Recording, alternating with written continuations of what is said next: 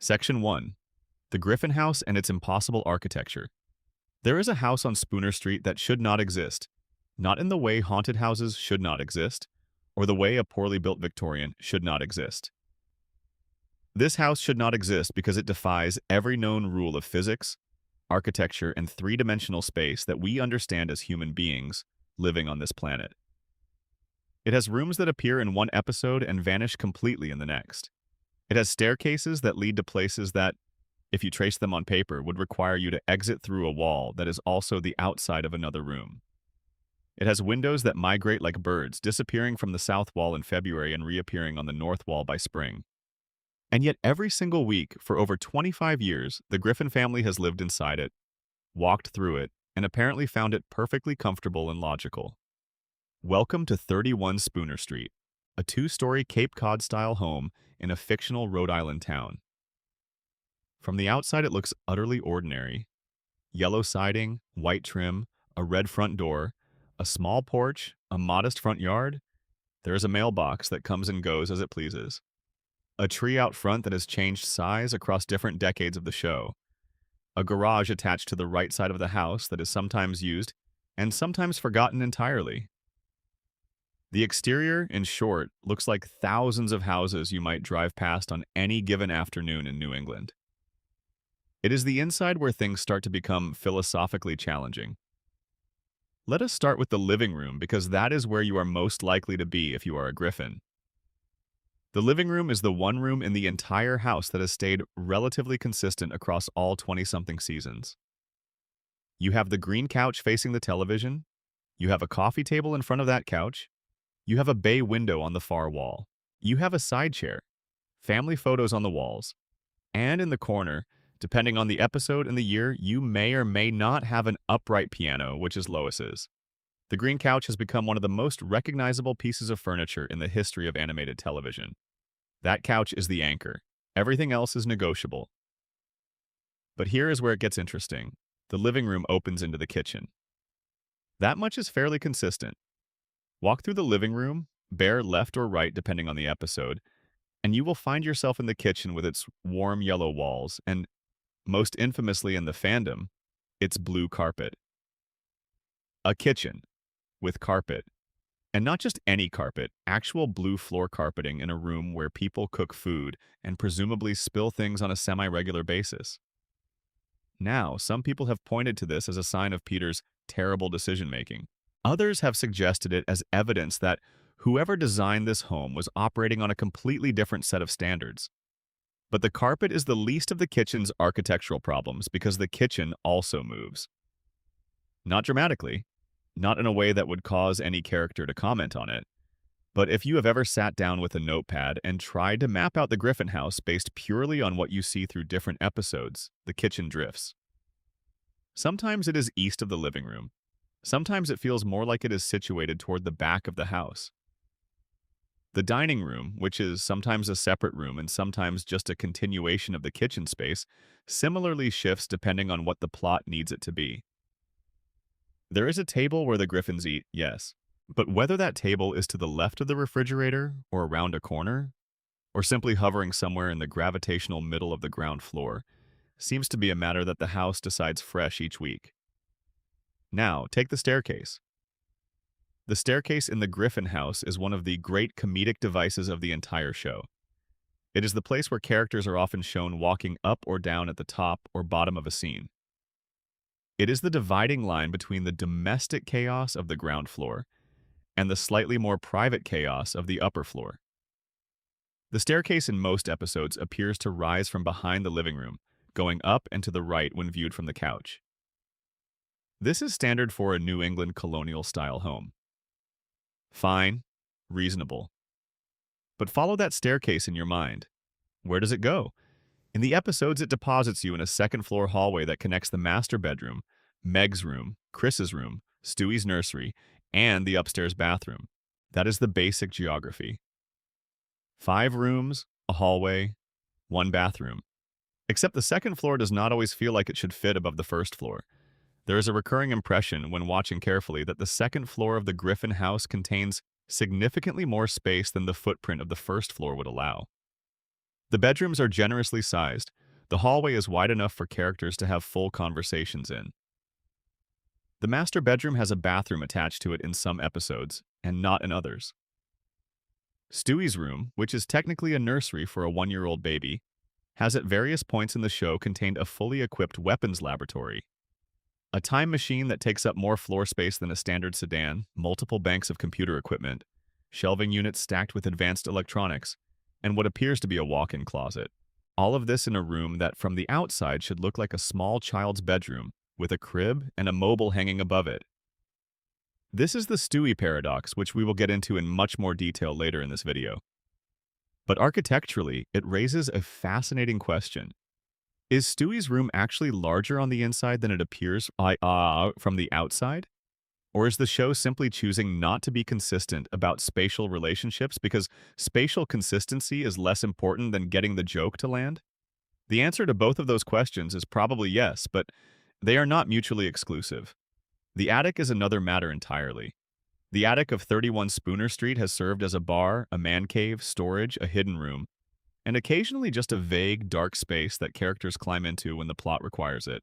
Peter's man cave, which is referred to and depicted throughout various episodes, appears to be located up there, and it contains a pool table, a television, a bar setup, and assorted junk that accumulates the way junk does in a home where no one ever throws anything away. The size of this attic space, judging by what we see of it on screen, is well beyond what a house of this exterior size would realistically support. You could host a moderately sized party up there. The basement is even more mysterious because the basement barely exists at all. It gets referenced. It shows up occasionally as a setting. In one memorable stretch of episodes, it becomes a place where Stewie conducts experiments that he wants to keep away from the main floor of the house. But as a consistent, mappable space, the basement is almost an afterthought. It is the room the writers remember they have access to when they need somewhere underground to put a scene. The backyard is arguably the most geographically stable part of the entire property. It is a reasonable suburban backyard. There is a patio, there is grass, there is occasionally a barbecue grill. And it is out here that Peter has had some of his most memorable battles with Ernie, the giant chicken, because apparently you need an open outdoor space to fight something that large. The backyard also sometimes has a fence and sometimes does not. The neighboring houses are visible from some angles and absent from others. Now, here is a theory that started circulating in fan communities and genuinely holds up under examination. The house is not inconsistent because the animators are being sloppy. The house is inconsistent because the house itself is a reflection of the family living inside it. Peter Griffin, as a character, does not think in straight lines. His world does not follow conventional logic. His decisions do not follow cause and effect in any recognizable pattern. And the house, being Peter's house, has absorbed that energy over the years. The rooms shift because the family's needs shift. The layout changes because the story changes. The architecture of the Griffin home is not a fixed physical space. It is an emotional and comedic space that reforms itself around whatever is needed in any given moment. This sounds like a way of saying the writers just did not care about consistency, and to some degree that is fair. Animation as a medium has always had a loose relationship with spatial logic, and no one seriously expects a cartoon to maintain perfect architectural continuity across 2 decades and hundreds of episodes. But when fans have actually sat down and tried to map the house, something interesting happens. They discover that there is a core skeleton that remains mostly stable. The living room is always more or less where you expect it to be. The kitchen is always adjacent. The staircase rises from more or less the same place. The upstairs hallway connects the same rooms in roughly the same configuration. What shifts is the depth of the house, the relationship between rooms that are not directly adjacent, and anything involving the attic, basement, or the garage that technically exists on the side of the house, but is almost never entered from inside. One theory that comes up repeatedly among people who have studied this is what some fans call the elastic house theory. The idea is that 31 Spooner Street exists in a state of permanent potential. The walls are not fixed. The rooms are not fixed. The house is, for lack of a better term, breathing. It expands when the story needs more space and contracts when it does not. This would explain why Stewie can have a laboratory the size of a small warehouse inside what appears to be a baby's nursery. The nursery does not have a fixed size. It has a suggested size based on how it looks from the exterior, and then an actual realized size based on whatever Stewie needs to accomplish that week. There is also a very specific and very overlooked detail about the Griffin house that almost nobody talks about, which is the second staircase. In multiple episodes, if you watch the background carefully, there appears to be a second access point to the upper floor. Not the main staircase that rises behind the living room. A secondary one, less prominent, that seems to exist somewhere between the kitchen and the back of the house. This second staircase appears in the background of kitchen scenes and in transitional shots. It is never directly referenced. No character is ever shown specifically using it. It is just there, visible, as if the house has always had it, and everyone is simply too polite to mention it. Why does it exist? There are a few possibilities. One is that it is simply an animation error that got repeated enough times to look intentional. Another is that the house was designed with a back staircase the way many older New England homes are, where a service staircase would connect the kitchen to the upper floor. A third possibility, and the one that gets people excited in the fan community, is that this secondary staircase goes somewhere the main staircase does not. It leads to a part of the house that is never shown. A room or a floor that exists in the show's internal geography but has never been explored on screen. The secret room theory. This one has been discussed for years, and it goes something like this. The Griffin house, over the course of its many renovations and episodes, has accumulated space that is unaccounted for. There are too many rooms on the second floor to fit cleanly over the rooms on the first floor. There is attic space that has never been fully explored. There is the matter of that second staircase leading somewhere unspecified. And there is the recurring suggestion, mostly in Stewie-centric episodes, that parts of the house are simply not visible from the street or accessible from the main hallway. The theory suggests that somewhere inside 31 Spooner Street, there is a space that no one in the Griffin family has ever fully acknowledged. A room that exists in the architecture but not in the narrative. Not a supernatural room. Not a horror movie hidden chamber. Just a room that is there because houses of a certain age and a certain construction always seem to have spaces that resist easy explanation. Could that room be the reason Stewie is always able to hide his operations so effectively? Could it be connected to the second staircase? Or is the answer simply that Seth MacFarlane built a house the same way he builds jokes, starting with a strong foundation and then adding things wherever they fit without worrying too much about whether the whole structure stays geometrically coherent? The Griffin house is one of the most beloved locations in animated television. Millions of people can close their eyes right now and picture that green couch, those yellow kitchen walls, that red front door. It is a home that has become genuinely iconic in spite of, or maybe because of, its refusal to follow the rules. And the mystery of its true layout, of what is really on the other side of every wall and at the top of that second staircase and in the room that no episode has ever shown you, is the kind of mystery that feels more interesting the longer you sit with it. You do not really want it solved. The solved version would just be a floor plan. The unsolved version is a house that breathes. Hey, before we go any further, drop a comment below and let me know where in the world you are watching from and what time it is there. This channel has people tuning in from all over, and it genuinely makes my night to see all the different places. And if you are enjoying what we are doing here, hit that subscribe button. It is completely free. It helps us keep making these deep dives, and honestly, it means more than you know. Section 2. Brian Griffin. What kind of consciousness is he really? Of all the mysteries buried inside 25 years of Family Guy lore, none is more quietly unsettling than the question of what Brian Griffin actually is. Not what species he is. We know he is a Labrador. White coat, dark eyes, walks upright in a way that technically should not be possible for his musculoskeletal structure. The species is not the mystery. The mystery is the consciousness. The mystery is the inner life. The mystery is the fact that this dog, this anatomically canine creature, who was picked up as a stray by Peter Griffin years before the show began, has demonstrated a level of cognitive complexity, emotional depth, and self-awareness that puts him somewhere between a very sophisticated human being and something that has no clean category in our understanding of minds. Let us start with the basics, because the basics alone are already strange. Brian walks on his hind legs as his default mode of locomotion. He has opposable thumbs, which he uses to hold glasses, open doors, operate the steering wheel of his Toyota Prius, and type on a keyboard. He can drive a car legally, which implies he has a driver's license, which implies he passed a driving test, which implies the Department of Motor Vehicles in Rhode Island processed an application from a Labrador Retriever and found nothing administratively irregular about it. He drinks martinis.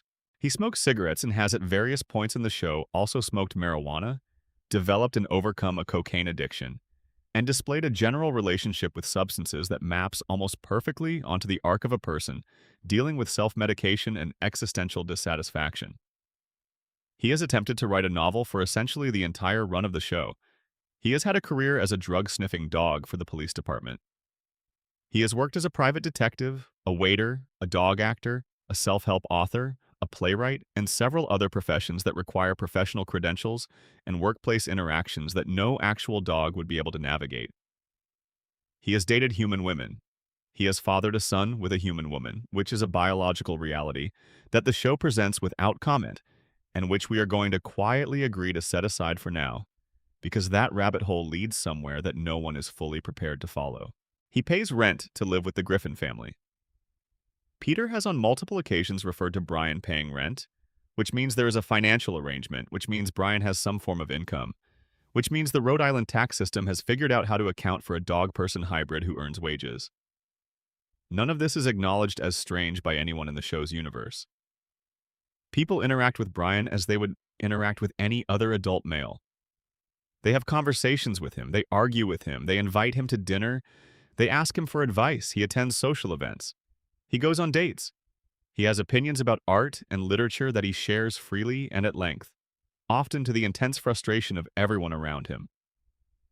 And yet Brian also sometimes chases his own tail. He has, in certain episodes, reacted to the vacuum cleaner with a fear that bypasses all his sophisticated cognition and goes straight to animal instinct. He has cleaned himself with his tongue. He has scratched at fleas with his hind leg. He sees in black and white, which was confirmed in commentary for the episode Road to Rhode Island. He has shown, when confronted with a particularly beautiful purebred show dog, an inability to maintain his usual composed, intellectual persona, and has instead been reduced to something that looks very much like an animal, responding to biological imperatives he cannot override. So what is Brian Griffin? What is the correct ontological category for this being? The most straightforward reading that fans have landed on is what you might call the hybrid consciousness theory. Brian exists somewhere between a dog and a person. His brain functions at a level of abstraction, language, and self-reflection that is human. But below that cognitive surface, there are animal processes running that occasionally break through. He thinks like a person. He feels like a person. He aspires, fails, yearns, and regrets like a person. But there is another layer underneath, running quietly in the background, that is still fundamentally dog. The vacuum cleaner triggers something that his rational mind cannot override. The smell of another dog of the right profile triggers something biological that his self-awareness cannot completely suppress. He is not pretending to be a person. He is not a person who happens to look like a dog. He is genuinely both, and both of those things are entirely real and entirely in conflict with each other. But where did this come from? Brian's parents, Coco and Biscuit, were described in the show as regular dogs, normal, non-speaking, non-upright walking Labradors. They did not have martini preferences or political opinions or half-finished novels in a drawer. Brian arrived in the world already different. His human attributes, the speech, the cognition, the bipedal posture, the thumbs, were present from puppyhood. There was no accident, no experiment shown on screen, no moment of transformation. He simply always was this way. This is where the CIA theory enters the picture, and it is considerably more interesting than it probably sounds. In the shared universe of Seth MacFarlane's animated shows, the CIA has a demonstrated history of bizarre biological experimentation.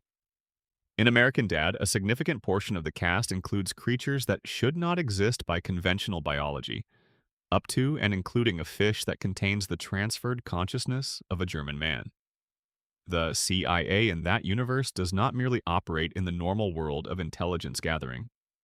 It operates at the edges of what is biologically and scientifically possible, using that power for purposes that are not always clearly explained or morally defensible.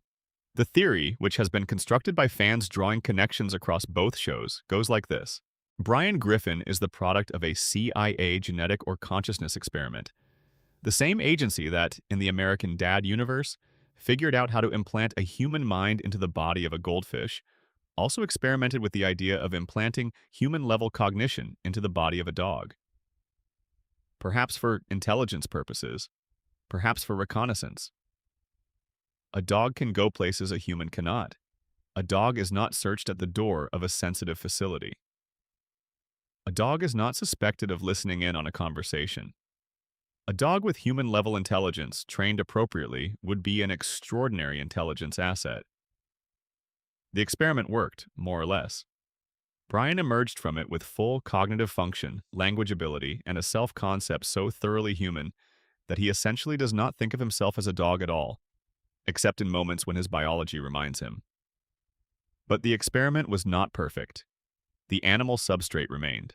The dog brain is still there underneath, occasionally surfacing in ways that Brian finds embarrassing, and that he has mostly learned to suppress or explain away.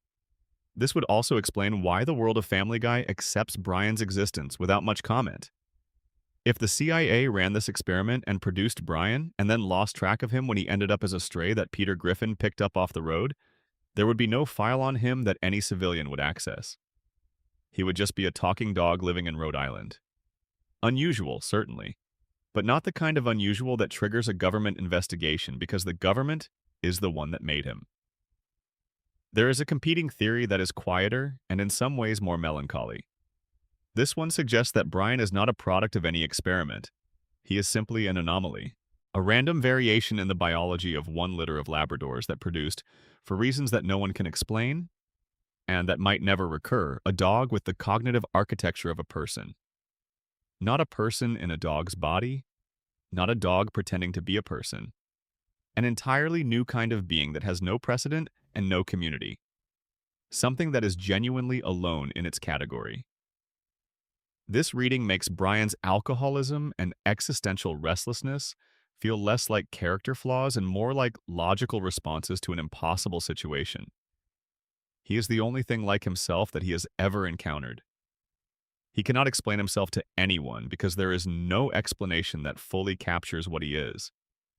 He reaches for human culture, human relationships, human ambitions, because those are the closest templates available. But they do not quite fit. He is too much dog to fully inhabit them and too much person to be comfortable in the animal world. He is stranded between. The Brian as writer theory is another one that deserves serious consideration because it reframes not just Brian's character, but the entire show. The theory, which originated on Reddit and has been elaborated extensively since, proposes that Family Guy as we watch it is not a documentary of the Griffin family's life. It is a fictional narrative written by Brian Griffin, who is using his family as material. The show is Brian's novel. The cutaways are Brian's editorial voice. The exaggerated stupidity of Peter, the cruelty toward Meg, the way everyone's worst qualities are dialed up to an uncomfortable extreme, these are all choices made by Brian the writer, not accurate depictions of real people. The evidence for this is layered and genuinely compelling.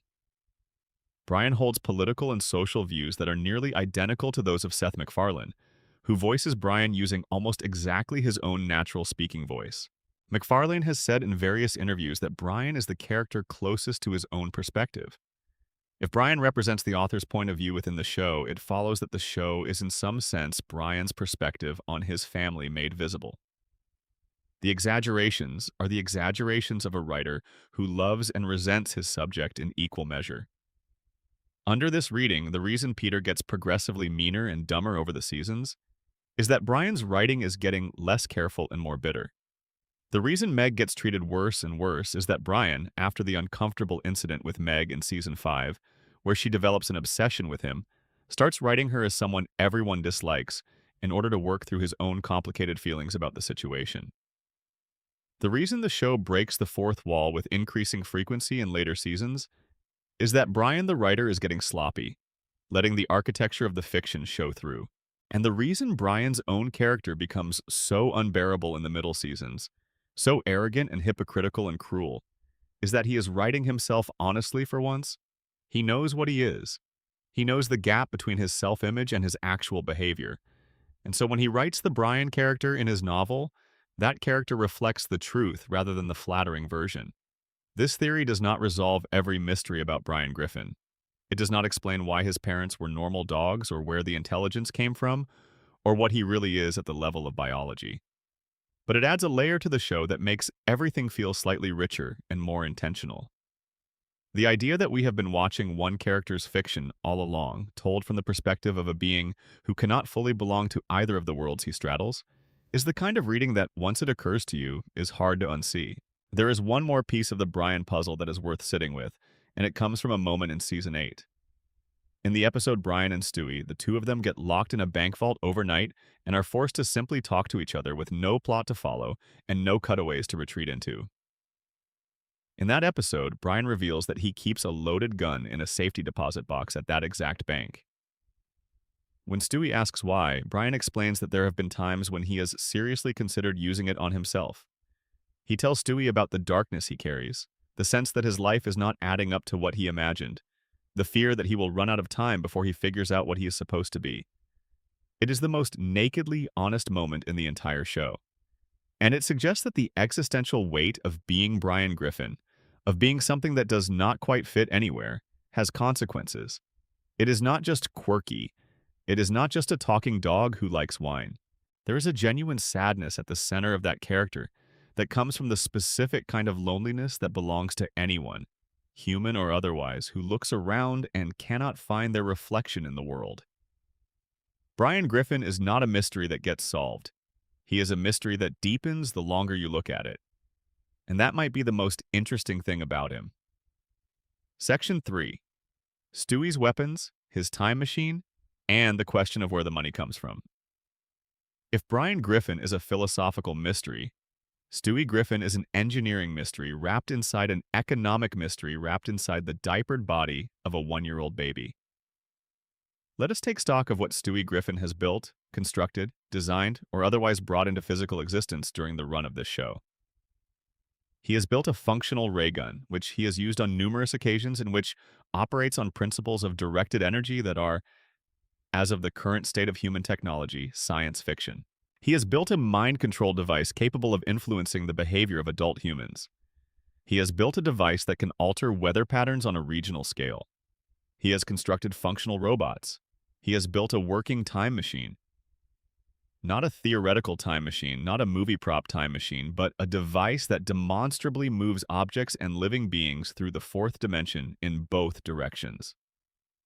He has built a shrinking pod, a teleportation device, a machine capable of altering his own biological reproductive system, a genetic accelerator that aged an infant to adulthood in a matter of moments, a multiverse traversal remote control that allows the user to navigate between parallel dimensions.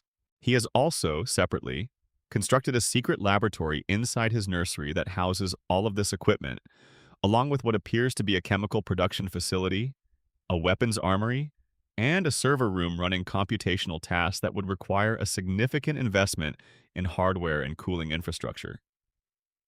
Stewie is 1 year old. He was, according to the show, born roughly when the show began in 1999, which would technically make him around 25 years old by now. Except that the show does not age its characters, which is its own separate mystery and one we will visit before this video is over. He weighs roughly what a large baby weighs. He cannot legally consent to contracts. He cannot drive. He cannot vote. He cannot legally purchase materials, equipment, or weapons. He cannot open a bank account. He cannot apply for patents on his inventions, file for research grants, or hire contractors to build out the laboratory space in his bedroom. And yet, all of these things have clearly been accomplished. The laboratory is there. The equipment is functional. The weapons have been tested, successfully, under field conditions. The time machine has been used dozens of times and has worked every single time except when dramatic circumstances required it to malfunction. So how is any of this happening? The money question is the place to start because it is the most practically perplexing. Advanced research and development in theoretical physics, mechanical engineering, and weapons manufacturing is extraordinarily expensive. The materials alone for some of Stewie's more ambitious projects would cost more than the entire Griffin household earns in a year. Plutonium, which has appeared as a power source for at least one of Stewie's devices, is not available at a reasonable price through any conventional channel. Rare earth elements, precision machined components, advanced electronics, and specialized chemicals all require purchasing power that a baby simply should not have access to. One theory that has circulated for years points to Stewie's brief modeling career. The show has depicted Stewie as having worked as a baby model, which in the world of the show has generated what seems to be a significant income. Baby modeling pays well in the real world if the child becomes in demand enough, and in Stewie's case, he is a particularly distinctive-looking baby who, if managed correctly by his agent, could command premium rates for print work, television commercials, and catalog appearances. Over the course of several years, even at modest rates, this could accumulate into a fund large enough to support some of his less exotic experiments. But modeling income, even generous modeling income, does not cover plutonium. It does not cover a working time machine. The gap between what modeling would plausibly pay and what Stewie's research operation appears to cost is vast. A more satisfying explanation, and one that is hinted at but never directly confirmed in the show, is that Stewie has a financial infrastructure that operates completely outside the Griffin household's knowledge. He has in various episodes shown himself capable of loan sharking, which implies both capital reserves to lend and an enforcement mechanism to collect. He has shown himself capable of forgery, which in the hands of someone with his intelligence could mean the creation of false financial identities, fraudulent corporate entities, or counterfeit documentation sufficient to open bank accounts and establish lines of credit. He has shown himself capable of carjacking and robbery. He has, at least in the show's older seasons, demonstrated the kind of criminal versatility that, applied systematically and without sentimentality, could generate a significant underground income stream. The picture that emerges from all of this is not of a baby who occasionally does crime. It is of a one-year-old who has constructed, entirely without adult assistance, a shadow economy that funds his research. The modeling income is the visible layer. The real money comes from sources that do not appear on any tax document. And because no one in the show's universe ever questions why a one-year-old baby has funding, no one ever pulls at the thread that would unravel the whole operation. Now the time machine specifically.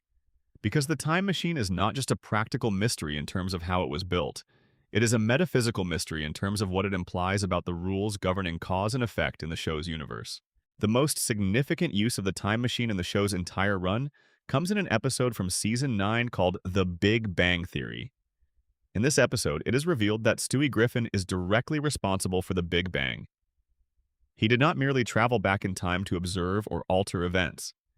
He caused the event that initiated the universe itself. He is, within the show's internal logic, literally the reason the cosmos exists. The universe was created by a one-year-old baby who wanted to fix a mistake he made during a time travel experiment. Think about what this means, what it means for Stewie's relationship to reality. He is not a character inside a universe. He is a character who created the universe. Every atom of existence, every star, every galaxy, every moment of history, from the formation of the first hydrogen atoms to the current episode, all of it traces back to Stewie Griffin's time machine malfunctioning at just the right moment. This would make Stewie Griffin not just the most powerful character in Family Guy, but potentially the most cosmically significant fictional character in the history of animated television, which is a sentence that requires a moment of quiet contemplation. But the time machine also creates the most persistent and most troubling continuity mystery in the entire show. If Stewie has a working time machine and he has used it repeatedly to alter events, save characters from death, and prevent disasters, why does the world of the show look the way it does? Why does Peter Griffin still make all the same bad decisions? Why does the family still live in the same economic circumstances? Why has nothing that the time machine should have permanently improved actually been permanently improved? The standard answer to this is that the show resets because it is a sitcom and sitcoms reset. That is not wrong. But it is also not very interesting. The more philosophically engaging answer is that the show's universe has a self-correcting mechanism. The timeline does not just allow changes, it absorbs them and reforms around its original shape. Stewie can travel back in time and save Brian's life after his death in Season 12. The universe permits this. It incorporates the change. Brian lives. But the larger shape of the Griffin family's existence, the poverty, the dysfunction, the specific flavor of chaos that defines Spooner Street, these things persist regardless of intervention, as if they are load-bearing features of the timeline that cannot be removed without something catastrophic happening. The Big Bang Theory episode actually supports this. When Stewie discovers that preventing his own birth would prevent the Big Bang and unmake the universe entirely, it becomes clear that Stewie's existence is not incidental to the universe's existence. He is necessary. He is structural. The universe needs Stewie Griffin to be alive and doing what he does, which means the universe also needs everything around Stewie to remain more or less stable, because if the Griffin family's life becomes so different that Stewie never becomes who he becomes, the chain of events that leads to the Big Bang might be disrupted in ways that are literally catastrophic at a cosmic level. In other words, the universe might be protecting the Griffin family from Stewie's own interventions. It lets him save Brian because Brian needs to be there for the story. It prevents permanent improvements because permanent improvements might alter the conditions that produce the version of Stewie who eventually caused the universe to exist in the first place. This is a closed loop of causality, so tight and so complete that it essentially answers every question about why the show resets while simultaneously raising a new one. If Stewie's existence is cosmically necessary, if he is the reason everything exists, then what does it mean that the show has been gradually softening him, moving him away from the evil genius persona and towards something more emotionally accessible and less dangerous? Is the universe getting softer? Or is the original Stewie, the world-dominating weapons-building one, still there somewhere inside the current version, quietly maintaining the structural integrity of space-time while outwardly learning to express his feelings? The current Stewie is pleasant. He is emotionally articulate. He has friendships he values and relationships he protects. He still has his time machine and he still uses it, but more for adventures with Brian than for any grand scheme. He still has his laboratory, but its outputs tend to be reactive rather than proactive. He responds to threats rather than initiating them. The question that the fandom has been asking for about 15 seasons now is whether this version of Stewie is who Stewie was always going to become, or whether something happened, some event or series of decisions, that redirected a trajectory that was supposed to go somewhere very different. And if that trajectory was it altered by Stewie himself, or by the universe that needs him functioning in a particular way to maintain its own existence? We do not know. The show has never addressed it directly, and that might be intentional. A Stewie who knows exactly what he is, who understands that he is cosmically necessary and structurally protected, would be a fundamentally different character than the one we watch. Keeping him slightly uncertain of his own importance might be the only thing that keeps him relatable. Or it might be that the show's writers have never fully thought through the implications of making their baby character responsible for the creation of the universe. Either way, it is a mystery that sits quietly at the center of everything. Section 4. The Meg Griffin Conspiracy. Is she actually the most powerful character in the show? This is the theory that sounds the most absurd when you first hear it and feels the most persuasive once you sit with it for more than 30 seconds. Meg Griffin, the punching bag, the forgotten one. The child that the family collectively treats as an annoyance at best and an embarrassment at worst. The person who, for roughly 10 seasons, absorbed the kind of sustained, multi-directional cruelty from her own family that would, in any realistic portrayal, result in serious psychological damage and a strongly worded conversation with Child Protective Services. The person whose defining characteristic for a significant portion of the show's run was simply that everyone made fun of her, constantly, about everything, with no real provocation and no meaningful consequences. Yes, that Meg Griffin. There is a compelling case to be made that she is, in terms of actual metaphysical power within the show's universe, the single most powerful character in it. More powerful than Stewie, more powerful than Brian, more powerful than God, who has appeared as a character and who is, in the show's universe, a real personage with opinions about football. The argument begins with the season 10 episode Seahorse Seashell Party. This is the episode where the Griffin family is trapped indoors during a hurricane, and Meg finally, after years of accumulated mistreatment, turns on her family and confronts each of them with the truth of how they have treated her. She is precise, she is accurate, and she is devastating. Peter, Lois, and Chris, each in turn, are revealed under the force of her honesty to be exactly as flawed and as fragile as she has always known them to be. The family falls apart. Without Meg as their collective target, without the shared project of diminishing her to bond over, they have nothing to hold them together. They turn on each other. The house becomes genuinely hostile. And then Meg does something extraordinary. She voluntarily goes back. She tells Brian that she has realized her role in the family. She is the designated absorber of everything toxic, everything painful, everything that would otherwise tear the family apart. She takes it in. She metabolizes it. And in doing so, she keeps the family functional. She keeps the household together. She is, in the show's own explicit framing, the structural foundation of the Griffin family's psychological stability. Now, most readings of that episode treat this as a tragic and uncomfortable message about how victims of abuse learn to accept their victimization. And that reading is not wrong. But there is another layer underneath it, which is this. Meg is not passive. Meg is not helpless. Meg chose this. She understood the mechanism, she understood her role, and she made a conscious decision to continue performing it. That is not powerlessness. That is an extraordinary act of will performed by someone who understands the system she is operating in, well enough to make a sophisticated choice about how to participate in it. And it raises a question. What would happen if Meg stopped? If she genuinely, permanently stopped absorbing the family's dysfunction and refused to take it back, the family would collapse. The episode showed us this. Without her, Peter and Lois and Chris turn on each other with something resembling the chaos that Peter normally inflicts on the outside world. The Griffin household, without Meg as its pressure release valve, is not viable. She is the load-bearing wall that everyone has mistaken for a decorative feature. This extends further when you look at other episodes. In multiple seasons, when Meg is temporarily removed from the family's dynamics, bad things happen. When she is the center of a storyline rather than the periphery of everyone else's, she consistently displays qualities that the family's treatment of her would normally suppress. She is resilient. She is perceptive. She is, when allowed to operate as a person rather than a target, genuinely capable.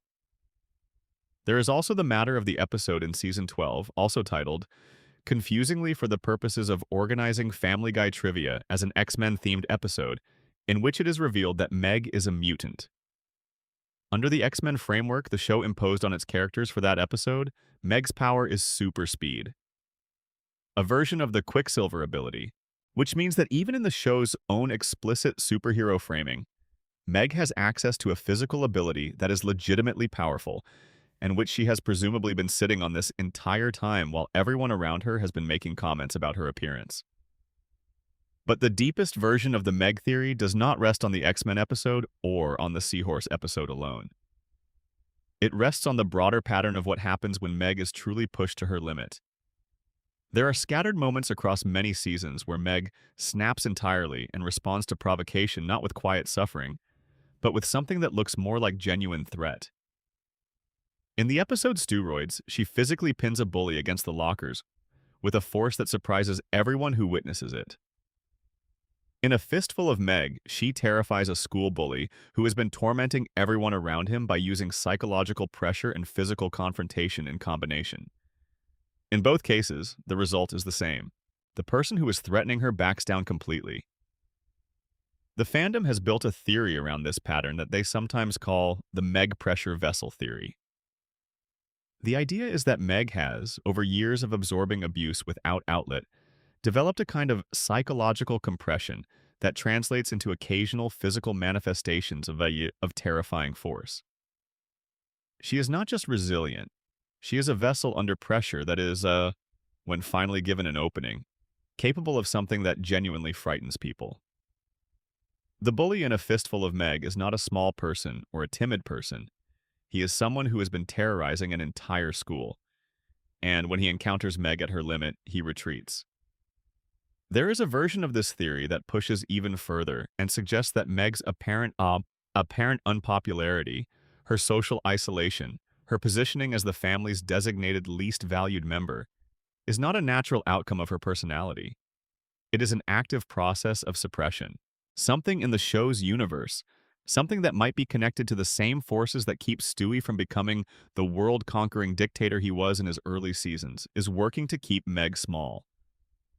Because if Meg is actually what these episodes suggest she is, capable, perceptive, physically formidable, psychologically resilient beyond what should be humanly possible, and aware of the structural role she plays in maintaining the family's stability, then the only thing preventing her from simply walking out and watching the whole system collapse is her own choice to stay.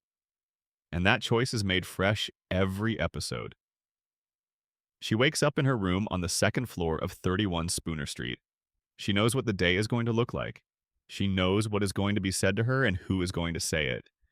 And she picks up her beanie hat, adjusts it on her head, and goes downstairs. That is not weakness. That is something else entirely. The theory of Meg as the show's true protagonist, the one character whose choices actually determine whether the whole structure stands or falls, is one that the show itself acknowledged in Seahorse Seashell Party and then largely abandoned in the following episodes. But it does not go away.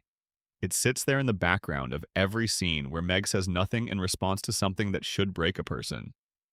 It sits in the background of every moment where she briefly shows what she could do if she stopped holding back, and it asks a question that the show has never fully answered.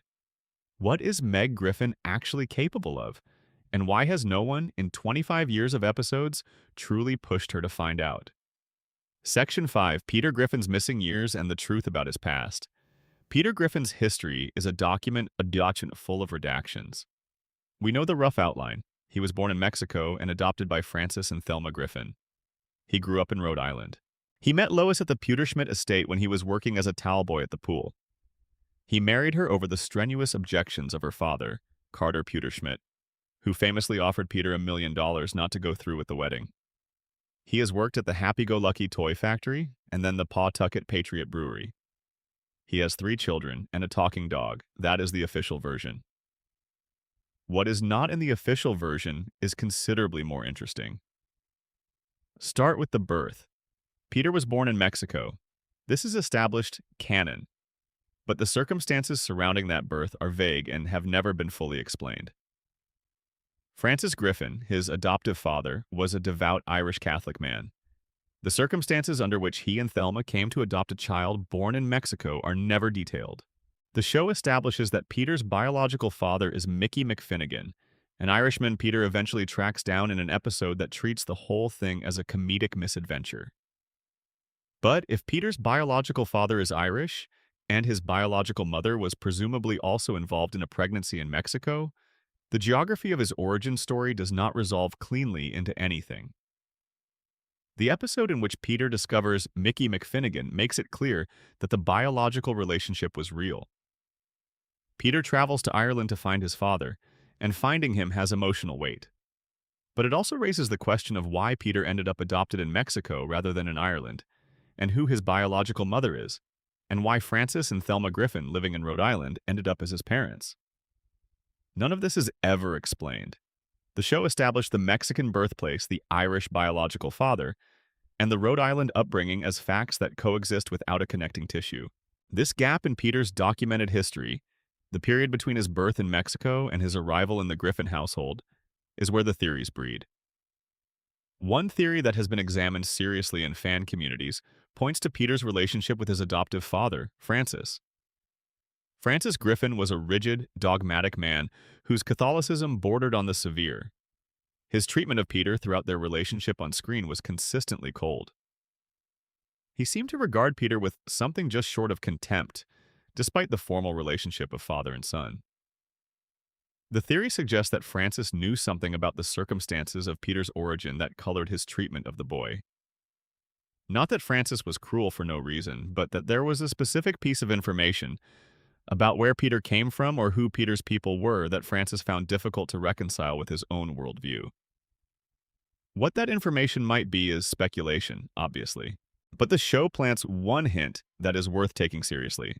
In the episode where Peter traces his family history through various generations via storytelling, it is revealed that his family line goes back to Nate Griffin, a black enslaved man who worked on the Petersmid plantation. This means that Peter and Lois's family trees are, going back far enough, intertwined in a way that predates their own meeting by centuries. It also means that Peter's ancestry is more complex than his Irish surname and his current appearance suggest.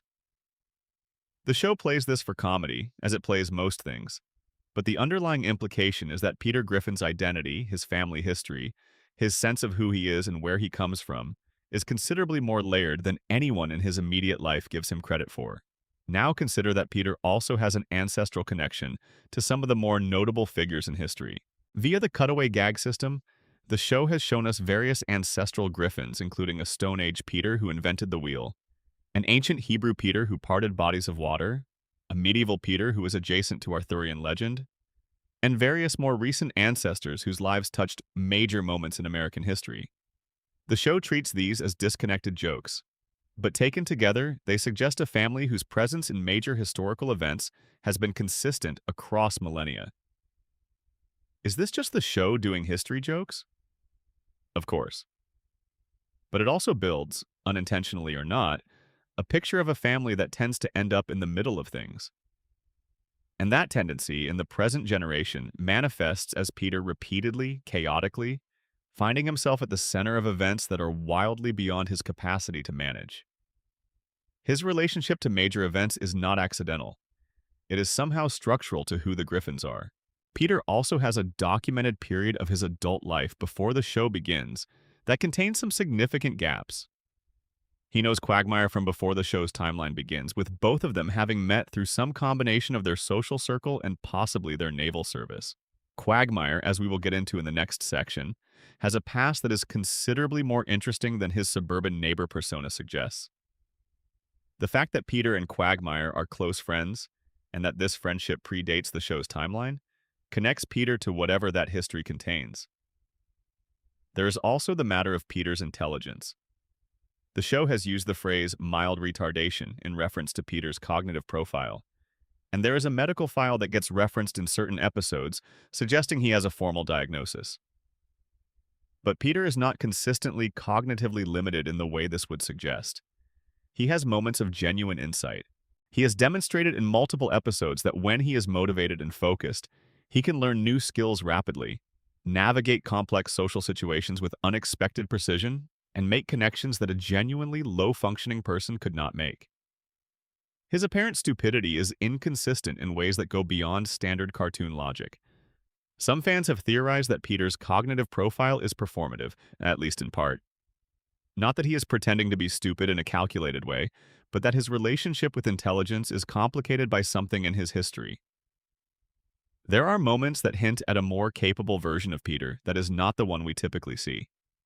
Whether this is the show being inconsistent or whether it is a genuine character element that has never been fully explored is impossible to say definitively.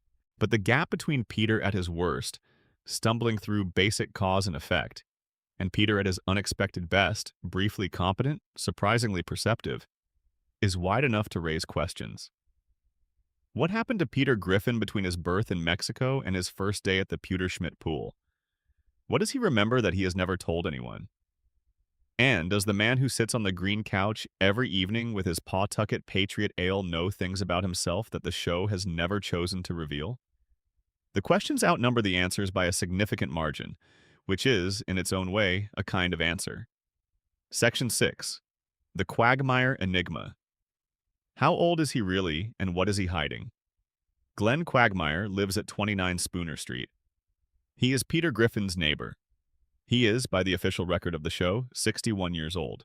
He has maintained this age more or less across the entire run of the show, which either means the show's timeline is operating in a way that prevents characters from aging normally, or it means that Glenn Quagmire has discovered something about the relationship between biology and time that the rest of the scientific community has not yet published. The 61-year-old detail comes from the episode Foxy Lady, in which Quagmire's driver's license is briefly visible and his birth year is shown as 1948. This would make him born in the same year as, among others, Stevie Nicks, Ozzy Osbourne, and Al Gore. By the show's present timeline, this would put him in his mid-70s. He does not look or move or behave like a man in his mid-70s. He looks and behaves like a man somewhere in his late 30s to early 40s, who has maintained himself aggressively well. When other characters ask him about this, he attributes his youthful appearance to eating carrots. This is, let us say, incomplete as an explanation. The carrot explanation is a throwaway joke, but it plants a flag. Quagmire knows he looks young. He is aware that other people notice this. He has a prepared answer for when the question comes up. That is not the behavior of someone who has just happened to age gracefully. That is the behavior of someone who has thought about this situation in advance and decided what he is going to say when it comes up. There is a deeper issue with Quagmire's timeline because the show has not been consistent about which decade he was born in or what his personal history contains. In the episode Meet the Quagmires, Brian travels back to 1984 and encounters an 18-year-old Quagmire who is, within that episode, clearly Peter's peer. If Quagmire was 18 in 1984 and was born in 1948, according to his driver's license, then he was 36 in 1984, not 18. These numbers do not reconcile. The show has at various points depicted Quagmire as the same generation as Peter, then as significantly older than Peter, then back to roughly the same generation again. The most commonly accepted fan explanation for this is that Quagmire was falsifying his age in 1984. He was presenting himself as younger in order to pursue romantic encounters with women who would not be interested in a 36-year-old man. This actually fits his character perfectly and does not require any suspension of disbelief about his behavior. The more interesting question is why his driver's license, which is a government document, reflects a birth year of 1948 if he was actually born sometime around 1966 to be 18 in 1984. One theory is that the 1948 birth year on the driver's license is itself a forgery. Quagmire obtained a driver's license with a false birth year, presumably when he was younger, for reasons that were not entirely innocent. Using a false identity to appear older when you are in your 20s is one thing. Maintaining that false identity for decades until the stated age on the document has passed you by is something else. By the time the episode Foxy Lady airs, Quagmire is presumably somewhere in his 50s or 60s in real terms, and the license that was once useful for misrepresentation is now just an official record of a lie he told decades ago. Why would he keep it? Why not get a new, accurate license at some point? The answer might be that Quagmire has reasons to maintain inconsistency around his documented age. Reasons that connect to the parts of his past that the show has gestured at but never fully opened up. Because Quagmire has a past, a substantial one. He served in the United States Navy where he held the rank of ensign.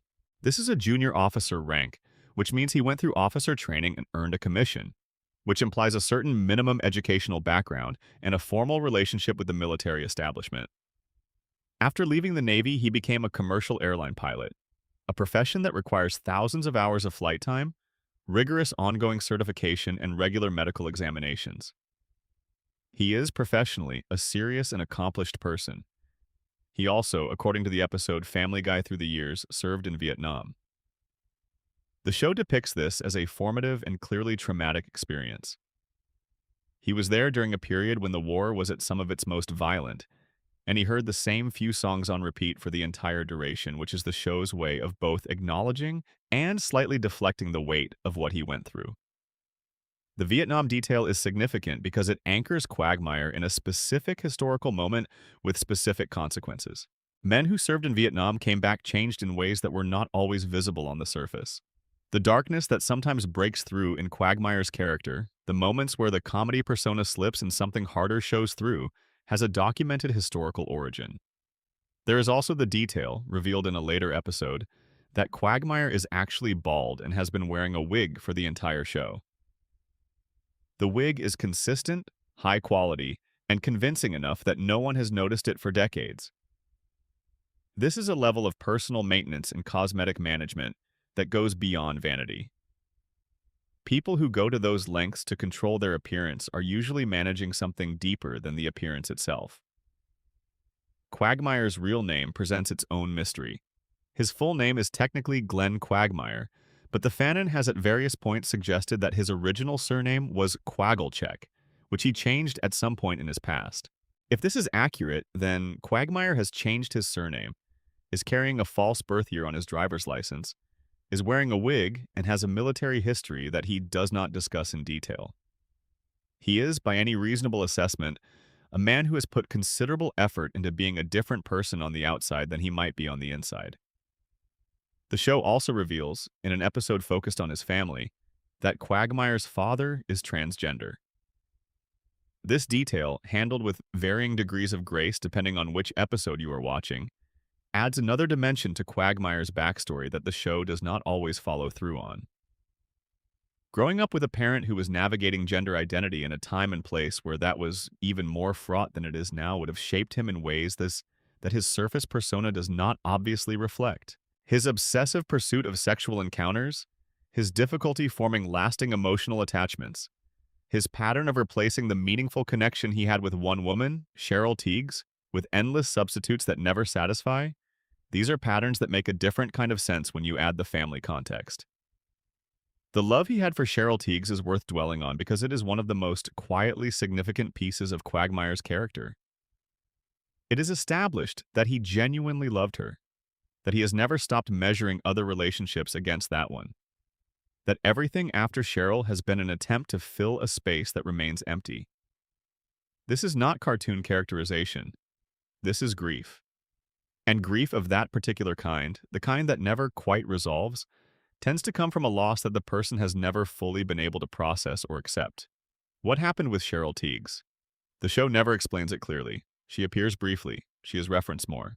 But the specific circumstances of losing her, whether she left or was taken or whether Quagmire made a choice that he has regretted ever since, these are details the show holds back, which means that the most emotionally consequential event in Glenn Quagmire's life is, as of the present season, still officially a mystery. There is one more piece of the Quagmire puzzle that deserves mention, which is the episode Peter's Progress, in which it is revealed through a past life regression that in a previous life, Quagmire was Jack the Ripper. The show presents this as a joke, but the Jack the Ripper detail is specific and deliberate. The writers chose that particular historical figure rather than any other. Jack the Ripper is the most famous unidentified serial killer in Western history. He was never caught. He was never identified. His case remains officially open, and the show is saying, in its casually revelatory way, that the person who did those things eventually became Glenn Quagmire. What to do with that information depends on how seriously you take the show's internal mythology. If past life continuity carries any weight in the show's universe, then Quagmire's relationship to women, his darkness, his capacity for behavior that sits right at the edge of what the show can depict, without crossing lines it does not want to cross. All of this traces back to something that predates his birth in 1948 or 1966 or whenever he was actually born. Glenn Quagmire is beneath the giggity and the open shirt and the magnificent chin, a deeply strange and deeply obscured character. And the mystery of what he actually is may be the most deliberately unsolved puzzle in the entire show. Section 7. Death, Resurrection, and the Afterlife. Rules of the show's universe. Death in the world of Family Guy is not a permanent condition. It is more of a temporary inconvenience, a bureaucratic status that can be appealed, overturned, or circumvented with the right equipment and a willing accomplice. This is not just a general observation about how the show ignores consequences. The show has an actual, depicted, in-universe relationship with death that has its own rules and its own logic and its own sovereign personage. Death exists as a character. He has appeared on screen multiple times, carrying a scythe, wearing the traditional robes, and displaying a personality that is considerably more irritable and procedurally minded than most people's conception of the Grim Reaper would suggest. Death in the world of Family Guy is essentially a civil servant with an impossible workload, a minor ankle injury that caused a significant administrative crisis in at least one episode, and a general air of someone who got into this profession with certain ideas about its dignity and has been consistently disappointed. The rules of death in this universe, as best they can be inferred from what the show has depicted over 25 years, are complicated by several factors. Let us lay them out as clearly as possible.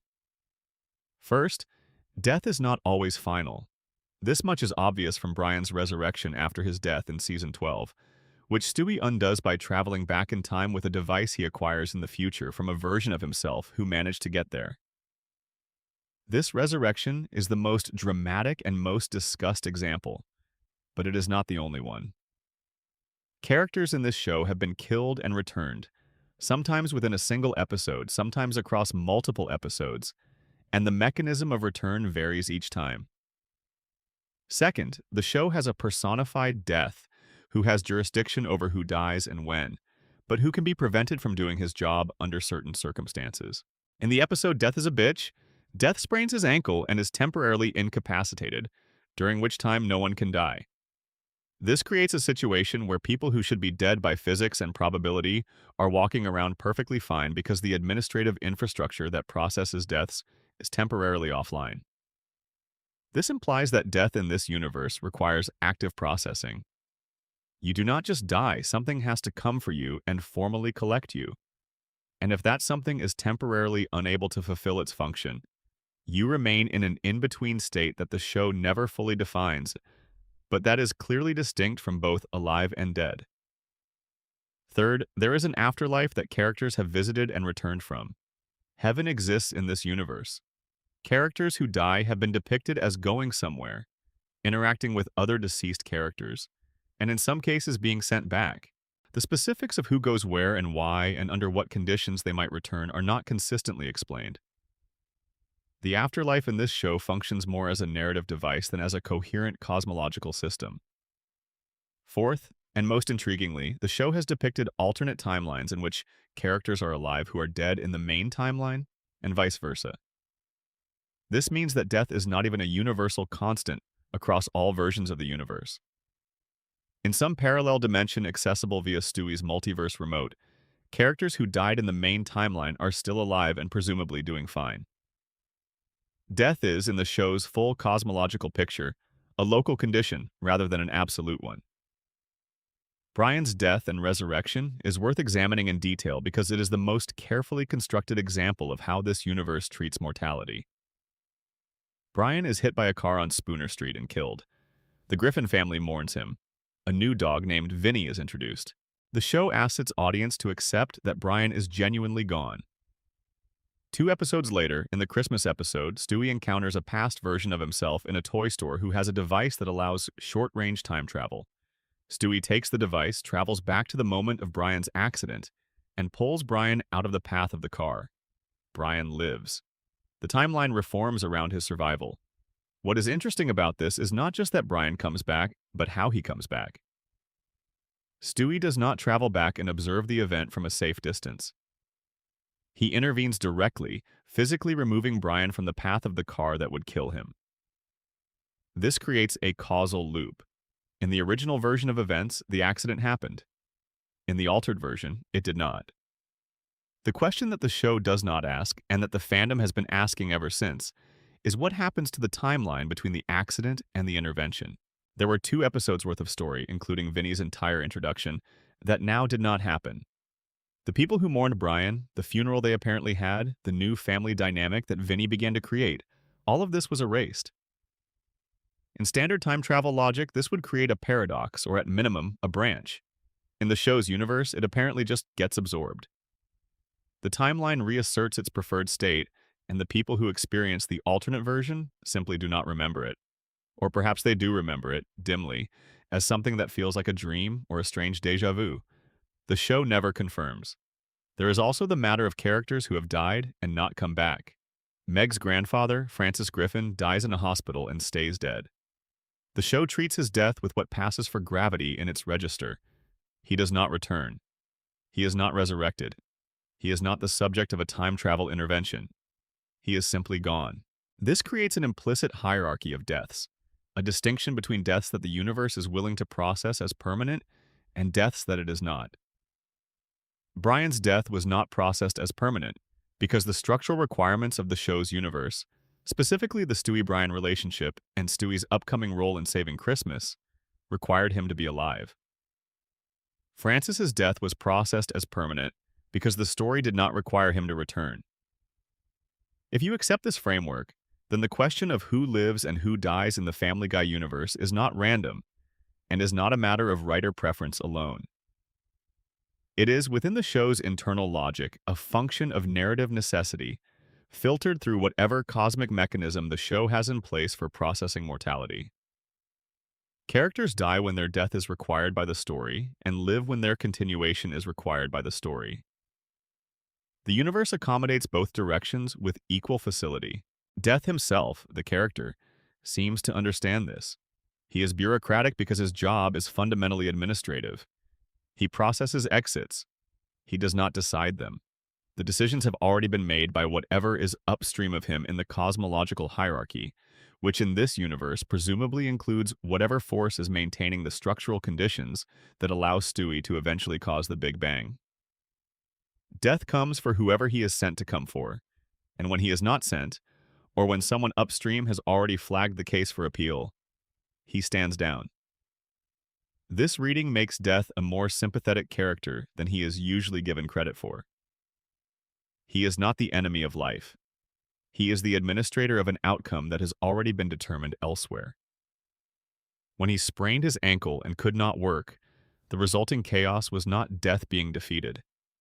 It was the administrative system temporarily offline with all the consequences that come from any government shutdown. Things that should have been processed were not. The backlog created complications, and eventually the ankle healed and the backlog cleared.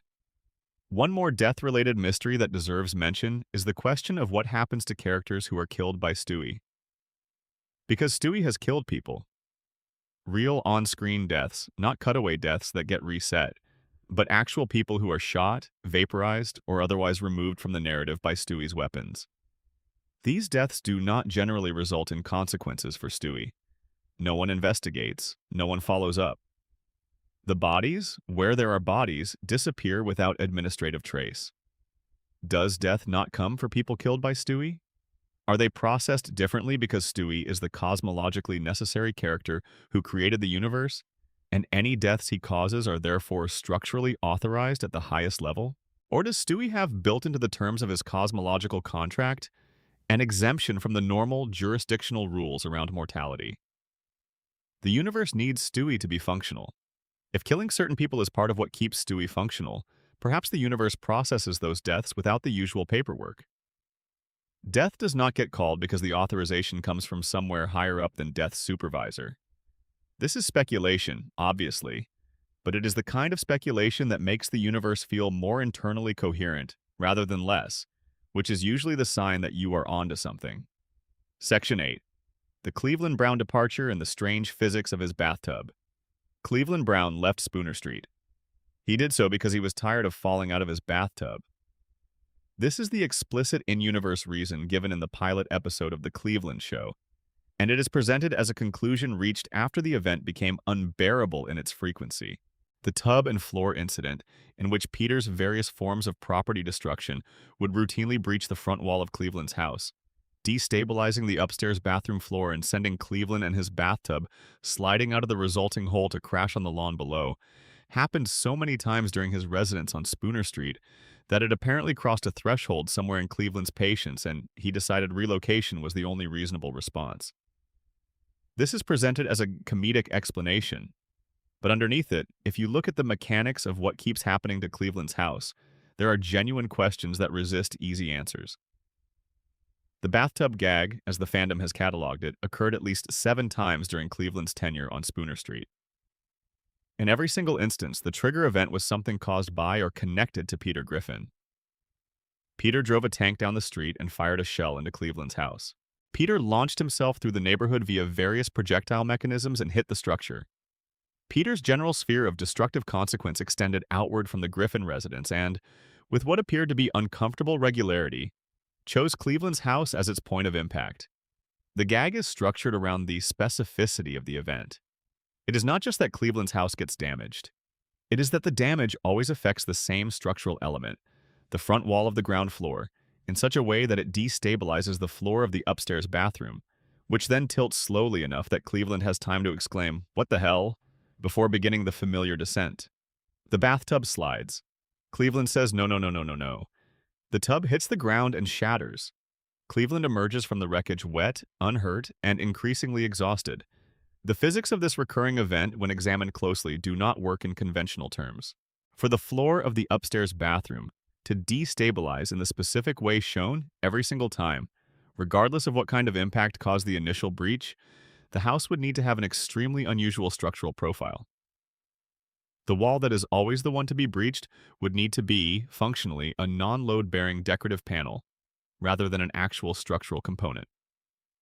The bathroom floor would need to be connected to that wall in a way that allows it to tilt as a single platform rather than fracturing or collapsing. And the bathtub would need to be sitting on casters or some kind of low-friction surface that permits a smooth slide rather than an abrupt drop. None of this is how houses are built. None of this is how structural damage typically propagates. Normal houses, when their front walls are breached, do not respond by creating a smooth sliding plane for bathroom fixtures to descend. They collapse, or they hold, or they create a mess of fractured materials that would make a smooth bathtub slide impossible. The obvious response to this is that it is a cartoon. And cartoon physics are not real physics. Fair enough. But the repetition of the gag, its extreme precision across multiple completely different impact events, suggests that there is something specific about the way Cleveland's house is built that makes this particular failure mode consistently possible. It is not just cartoon physics. It is that Cleveland's house has been apparently constructed in such a way that this specific sequence of events is the one thing that always happens when it takes a significant hit. One theory from the fandom is that Peter Griffin built Cleveland's house, or renovated it, or in some way was responsible for the structural choices that made the tub slide scenario possible. This would explain the specificity of the failure. If Peter was involved in any construction or modification of 29 Spooner Street, the resulting architecture would be exactly the kind of architecture that creates consistent, repeatable, spectacular failure modes. Another theory is that the bathtub gag is not random at all. It is a manifestation of something more intentional. The idea here is that in the show's universe, certain locations and certain relationships generate their own recurring events. The chicken fights are the most obvious example of this. Peter and Ernie the giant chicken have fought each other on approximately 10 separate occasions, and each fight follows a broadly similar escalating structure regardless of how they encounter each other. The fights are not random. They happen because Peter and Ernie exist in a specific relational dynamic that, when activated, produces that particular kind of catastrophic encounter. The bathtub gag, under this theory, is the relational event that exists between Peter's destructive energy and Cleveland's domestic life. Peter does not specifically target Cleveland's house. But Peter's energy, the chaotic, physically impactful force field that surrounds him wherever he goes, has a special resonance with Cleveland's bathroom. Why? This is where the theory becomes genuinely intriguing. Because Cleveland is, in many ways, Peter's emotional counterpart. Cleveland is the calm to Peter's chaos. He is the soft-spoken, patient, careful presence that absorbs Peter's energy and processes it without amplifying it. The bathtub gag is the universe's way of acknowledging this relationship. Cleveland takes Peter's chaos and it lands on him, repeatedly, in the same predictable form. He falls. He is undamaged. He gets up. He continues. And when Cleveland left Spooner Street and relocated to Stool Bend, Virginia, the gag did not stop. In the first episode of The Cleveland Show, it happened again. in his new home caused by debris from a missile that Stewie and Brian destroyed several states away. And in one particularly pointed Family Guy episode after Cleveland's departure, Peter's actions caused the gag to occur in the now vacant Cleveland house, where the bathtub, with no Cleveland in it, still slid out and shattered on the lawn. Peter paused, remembered that Cleveland had moved, and the moment carried a strange melancholy. The gag continued existing even in the absence of the person it was built around. This combined with the fact that when Cleveland eventually returned to Spooner Street, after the Cleveland show ended, the bathtub gag resumed, as if no time had passed, suggests that the gag is not about the house. It is not even really about Cleveland. It is about the relationship between Peter's world and Cleveland's presence in it. Wherever Cleveland is, whatever structural accommodation his life is currently organized around, Peter's energy will find a way to breach it. Predictably, consistently, with enough warning for Cleveland to narrate his own descent. The bathtub gag is, in its quiet way, one of the most philosophically rich recurring elements in the entire show. It is a physical metaphor for a friendship in which one person's chaos perpetually disrupts the other's peace, and the disrupted party keeps returning anyway. Section 9. Lois Griffin's Dark Secret Past and the Petersmid Fortune. Lois Griffin is the most deliberately obscured character in the show. She presents herself as the responsible one, the patient one, the reasonable adult in a household where reasonableness is a minority position. And for the most part, the show treats her this way. She is the anchor. She is the person who tries to prevent the worst outcomes, who manages the family's practical reality, who holds everything together while Peter dismantles it. But Lois Griffin has a past. And the past of Lois Griffin is significantly more interesting and considerably darker than her role as the sensible wife of a chaotic man would suggest. Start with the money. Lois grew up extraordinarily wealthy. Her father, Carter Petersmid, is a billionaire. He owns Petersmid Industries and U.S. Steel, and the family home is the kind of estate that employs staff and has features like a pool where towel boys are a necessary job category. Lois grew up in that world. She had access to everything that came with it: education, connections, social infrastructure, the particular kind of confidence that accumulates in people who have never had to worry about fundamental scarcity.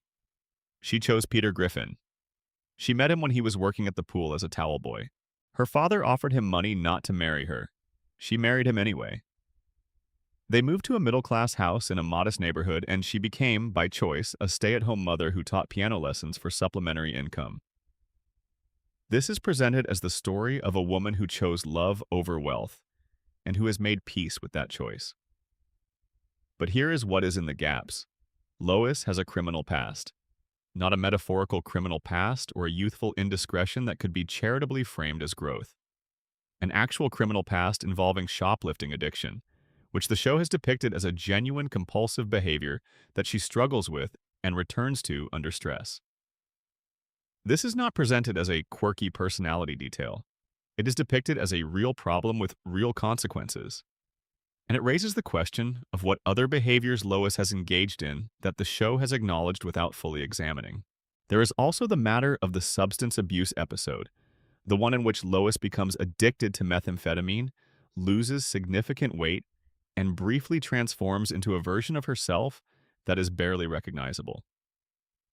The show plays this for dark comedy, but the transformation is depicted in enough detail to suggest that the writers had thought about what addiction at that level actually looks like in a person. And Lois goes there without much resistance. She escalates quickly. She justifies the behavior. She is not a person who encounters a highly addictive substance and immediately struggles. She is a person who encounters it and for a significant stretch of time gets exactly what she was looking for. What was she looking for? The show's answer is thinness and the social validation that comes with it, but that is a surface answer. Underneath it, Lois was clearly looking for an exit from the daily reality of her life. The methamphetamine offered it. She took it. Lois also has a history of physical violence that the show treats more as a comedy element than as something to examine seriously. She trained in a martial art called taijutsu and achieved black belt status in an episode that depicts her as genuinely dangerous in a hand-to-hand combat context. The show then mostly forgets this, returning to it occasionally when the plot needs a physical confrontation. But Lois has demonstrated on multiple occasions the capacity to inflict serious injury on other people. Combined with her overall suppressed intensity, her occasional breaks into behavior that is not consistent with her patient wife persona, the martial arts background suggests a person who had reasons to acquire that level of physical capability and who maintains it quietly. There is also Lois's relationship with her parents, particularly with Carter. Carter Petersmid is not a good man by any accounting. He is contemptuous, manipulative, casually cruel, and politically extreme in ways that the show depicts as monstrous. Lois's relationship with him is complicated and contradictory. She challenges him. She challenges his treatment of Blyman of Peter, his worldview, his behavior toward the grandchildren. And then she maintains the relationship. She keeps bringing the family back to the estate. She continues to interact with a man whose values she explicitly rejects and whose behavior she explicitly finds damaging. Why? The answer that the show keeps circling without landing on is that Lois's relationship with her father shaped her in ways that she has never fully processed. The pattern of tolerating behavior that is harmful, of maintaining proximity to someone who damages the people around her while telling herself that she is managing the situation, is a pattern that appears in her marriage too. She tolerates Peter. She manages Peter. She keeps coming back to Peter after he has done things that in a realistic context would end a marriage within the first year. Is Lois attracted to chaos? Is there something in her history, in the particular kind of environment the Petersmid household created, that made a man like Peter feel familiar in a way that the reasonable, stable alternative never could have? The show gestures at this without saying it plainly, but it is there in the subtext of her choices. The most significant piece of Lois's hidden history comes in an episode that reveals she had a child she gave up before meeting Peter. This is complicated by the show's own inconsistencies about who exactly Meg is and how she came to be. There is a theory, addressed only half-jokingly in one episode, that Meg is not Peter's biological daughter. The episode in question has Lois make a comment that appears to acknowledge this, but which is then never followed up on in any serious way. Whether this was a genuine revelation or a throwaway joke that the writers made and then retreated from is unclear. What is clear is that Lois Griffin, as a character, contains considerably more than the responsible wife persona she wears as her daily costume. She is a person with a criminal behavior history, a substance abuse episode that escalated with alarming speed, physical combat training, a complicated and unresolved relationship with a genuinely harmful father, and a marriage that she maintains out of something more complex than simple love. She chose this life, she keeps choosing it, and the reasons behind those choices are among the most genuinely opaque things in the entire show.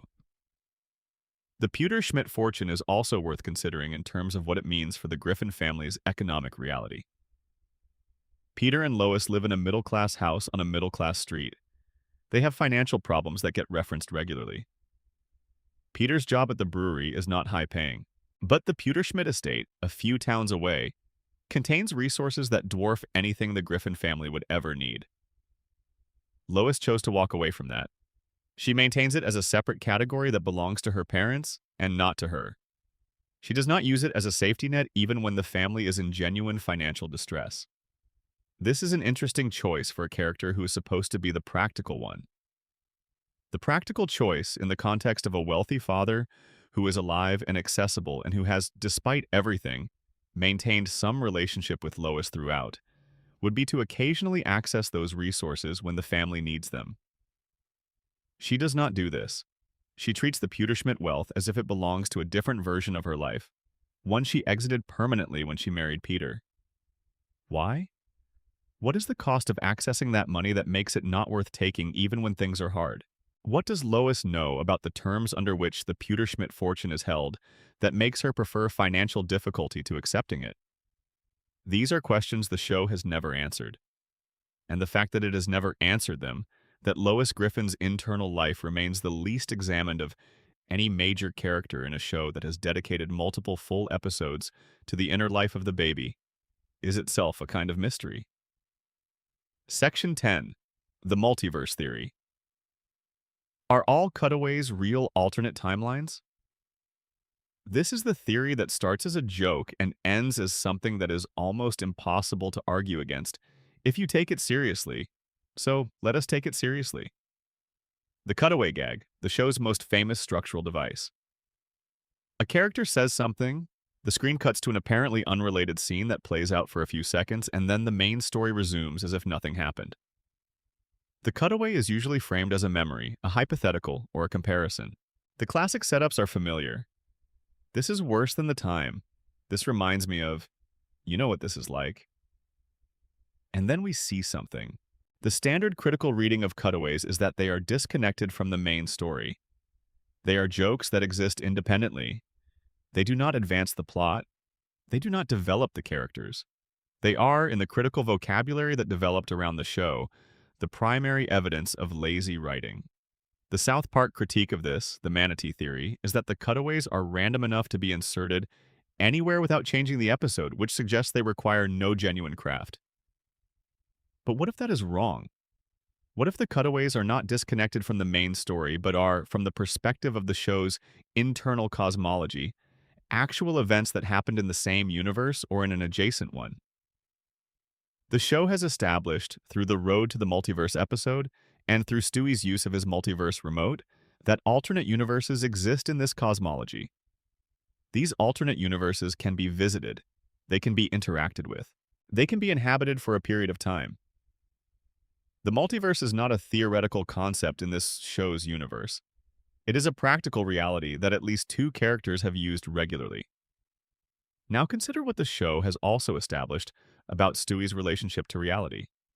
He can, in certain episodes and in certain framing, exert influence over cutaway events in ways that imply those events are real somewhere. There is a moment in a late-era episode where Stewie essentially acknowledges being able to access or control cutaway sequences in a way that treats them as having an existence beyond just being a joke in the episode. He refers to the ability to enter cutaway space as if it is a real space that can be navigated. Under the multiverse theory of cutaways, every time a character in Family Guy introduces a cutaway with a hypothetical or a comparison, what the viewer sees is not fiction within fiction. It is a real event from a real timeline adjacent to the main one. The time Peter got into that fight with the president of that company, the time Brian tried to get a movie made with that one actor, the time Stewie installed something in the neighbor's garage. These are not invented scenarios created by the writers to fill time. They are windows into actual events that happened in parallel versions of the same universe, made accessible by the specific properties of the cutaway mechanism. This would explain why cutaways feel so detailed and internally consistent, why they often have their own mini-narratives that develop beyond what a pure joke would require, why they sometimes feature characters who are recognizable from the main story behaving in ways that are wildly inconsistent with their established personalities, as if this particular version of that character made different choices at some crucial fork. Because they are those characters, just not this universe's versions of them. It would also explain something that has quietly bothered careful watchers of the show for years, which is that characters occasionally react to cutaways as if they are more than just hypothetical comparisons. There are moments where the framing of a cutaway response suggests that the character introducing it has an unusually specific and vivid relationship to the event being depicted, as if they are not imagining something, but remembering something that happened somewhere. The multiverse reading also makes the Conway-Twitty segments more interesting, which is an achievement in itself. Because if the cutaway space is a real multiverse layer that can be accessed, then the Conway-Twitty segments are a window into a universe where Conway-Twitty is performing a concert at the precise moment and in the precise location that the main story's characters happen to be looking. This is a universe where Conway-Twitty is everywhere all the time, always performing, and the show's characters occasionally catch a glimpse of it, which is strange in a completely different way than the gag is usually strange. The deeper implication of the multiverse cutaway theory is what it means for the show's total volume of narrative. If every cutaway represents a real event in a real adjacent universe, then the full story of Family Guy is not 20-something seasons of a single timeline. It is the main timeline plus thousands of adjacent narratives, each one existing fully in its own right, each one accessible in principle from the right vantage point. The show that you have been watching is one thread in a fabric of enormous complexity, and the brief flashes of other universes that you have been watching as comic relief are actually as real and as ongoing as the main story. This reading is, admittedly, significantly more philosophical than practical. The show does not require you to believe it for the episodes to work, but it is the kind of reading that, once it occurs to you, makes the cutaways feel different. Less lazy. More like accidental windows. More like the show stumbling onto something real in the universe it constructed, through a mechanism that was originally designed just to make people laugh. There is also the specific implication for Stewie. If Stewie has a multiverse remote and can navigate between these adjacent universes, and if the cutaway space is the access layer to that multiverse, then Stewie has been, without anyone noticing, observing and cataloging the cutaway events across many years of them. He has a map of the adjacent universes that includes every event the show has ever used as a cutaway. He knows the universe where Peter fought the peanut butter jelly time banana in 2003. He knows the universe where Meg had a successful modeling career. He knows the universe where Brian's novel became a bestseller and stayed one. That is a significant strategic advantage for a baby who has been building weapons and planning world domination for over 25 years. He knows where to go if this universe stops working for him. Section 11. Herbert the Pervert, Joe Swanson, and the Hidden Order of Spooner Street. There is a theory, advanced quietly across fan forums over many years, that Spooner Street is not a random assortment of suburban families who happen to be neighbors. It is a specific and deliberate configuration of people whose proximity to each other is not accidental. To understand this theory, you have to look at who actually lives on Spooner Street and what their relationships to each other are beyond the surface-level social friendships. You have the Griffins at number 31. You have Quagmire, whose history we have already examined, at number 29. You have Joe Swanson at number 33. Cleveland Brown was at number 29 before Quagmire, or in the same street across different numbering inconsistencies across episodes. Herbert, the elderly man who is the street's most openly uncomfortable recurring character, lives in a house close enough to interact with Chris regularly. And there are various other neighbors whose presence has been more or less consistent depending on the season. Joe Swanson first. Because Joe's arrival on Spooner Street, as depicted in his introduction episode, was presented as new. He just moved in. He was the fresh face, the impressive neighbor whose athletic and professional achievements made Peter feel temporarily inadequate. But as the show's timeline has continued, and various historical details about the neighborhood have been established, it has become apparent that the group of friends at the Drunken Clam, specifically Peter, Quagmire, Joe, and Cleveland, has a history that predates their apparent casual proximity as neighbors. The show has depicted their friendship in the 1970s and the 1980s in various historical and timeline-adjacent episodes. They were already connected before Joe moved in. Joe's arrival on Spooner Street was not a random housing decision. It was joining a pre-existing social structure.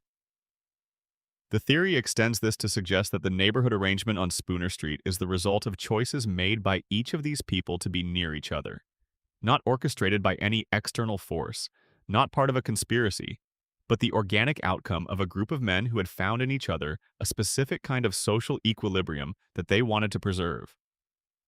They ended up in the same neighborhood because the neighborhood was where they all ended up, and the neighborhood where they all ended up is the same one. Herbert is the most mysterious resident of Spooner Street and the most uncomfortable. His depiction in the show is designed to be unsettling rather than examined, and the show has largely left him as a one-note source of dark comedy that relies on the audience's discomfort rather than on any genuine exploration of the character. But in terms of the neighborhood's hidden order, Herbert represents something important. He has been there. He has been watching. His observation of the street's residents, particularly the younger ones, is presented as continuous and systematic. He is not an interloper. He is part of the landscape of Spooner Street in a way that suggests long residency. One reading of Herbert's presence is that he is the neighborhood's living historical record. He has been there long enough to know things about Spooner Street that other residents do not. He was there before the Griffins.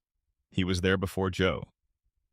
He may have been there before Quagmire, though Quagmire's own temporal inconsistencies make that comparison difficult to establish. Herbert knows things. The show has occasionally hinted at this, most notably in the episode where the basement of his house becomes the setting for something considerably more serious than his usual role allows. He is not just a recurring, uncomfortable joke. He is a keeper of the street's memory. Joe Swanson's injury origin story is also relevant here because of how many times it has changed. The original account, given in his introduction episode, is that he was injured fighting a criminal at an orphanage on Christmas.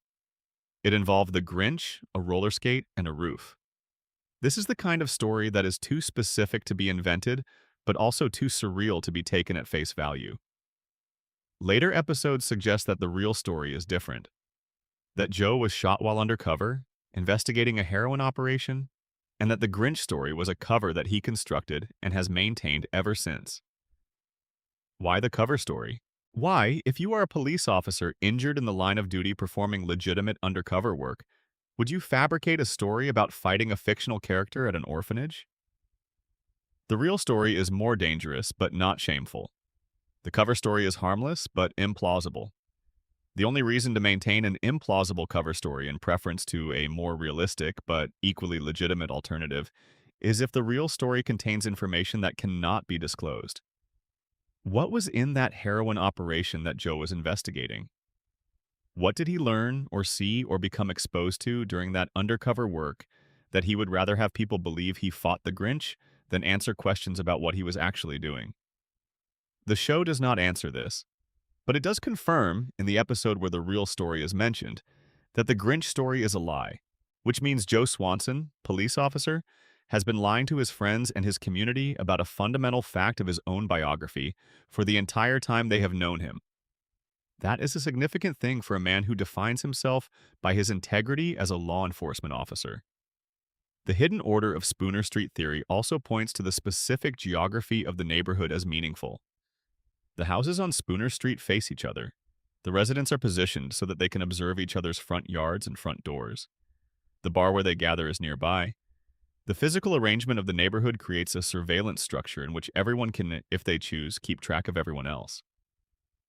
For a former Navy man turned airline pilot with a false driver's license, a police officer with an undisclosed injury story, and a group of friends who have been connected since at least the 1970s. This may not be accidental. The neighborhood keeps its secrets. The street keeps its residents close. And the relationships between the people who live there are older and more complicated than any episode's single-story arc can fully contain. Section 12. The show within the show. Is Family Guy a simulation? We have arrived at the last and largest theory, the one that sits underneath all the others and potentially explains all of them at once. The theory that the world of Family Guy, the town, the characters, the rules of death and physics and time, is not a real universe at all, but a constructed one, a simulation, a story within a story. And the question of who is running it and why is the question that does not have a clean answer. The evidence for this reading is substantial and comes from multiple directions simultaneously. The most direct evidence is the show's own self-awareness. Family Guy has broken the fourth wall more times than any other animated comedy in history. Characters look at the camera. Characters reference being on television. Characters acknowledge that what is happening follows the rules of a comedy rather than the rules of reality. Peter has addressed the viewing audience directly on numerous occasions. Stewie has made comments that reference the production of the show as a physical entity. Brian and Stewie, in the episode Back to the Pilot, actually travel back in time to the first episode of the show and observe it from within, making comments about the animation quality and the writing choices as if they are critics watching a piece of media rather than characters living through events. This is the show telling you, in the clearest possible terms, that the characters know they are in a show. They cannot always access this knowledge. In most episodes, they behave as if the world is real and their lives are continuous and their choices matter. But in enough episodes, and enough moments within episodes, the awareness breaks through.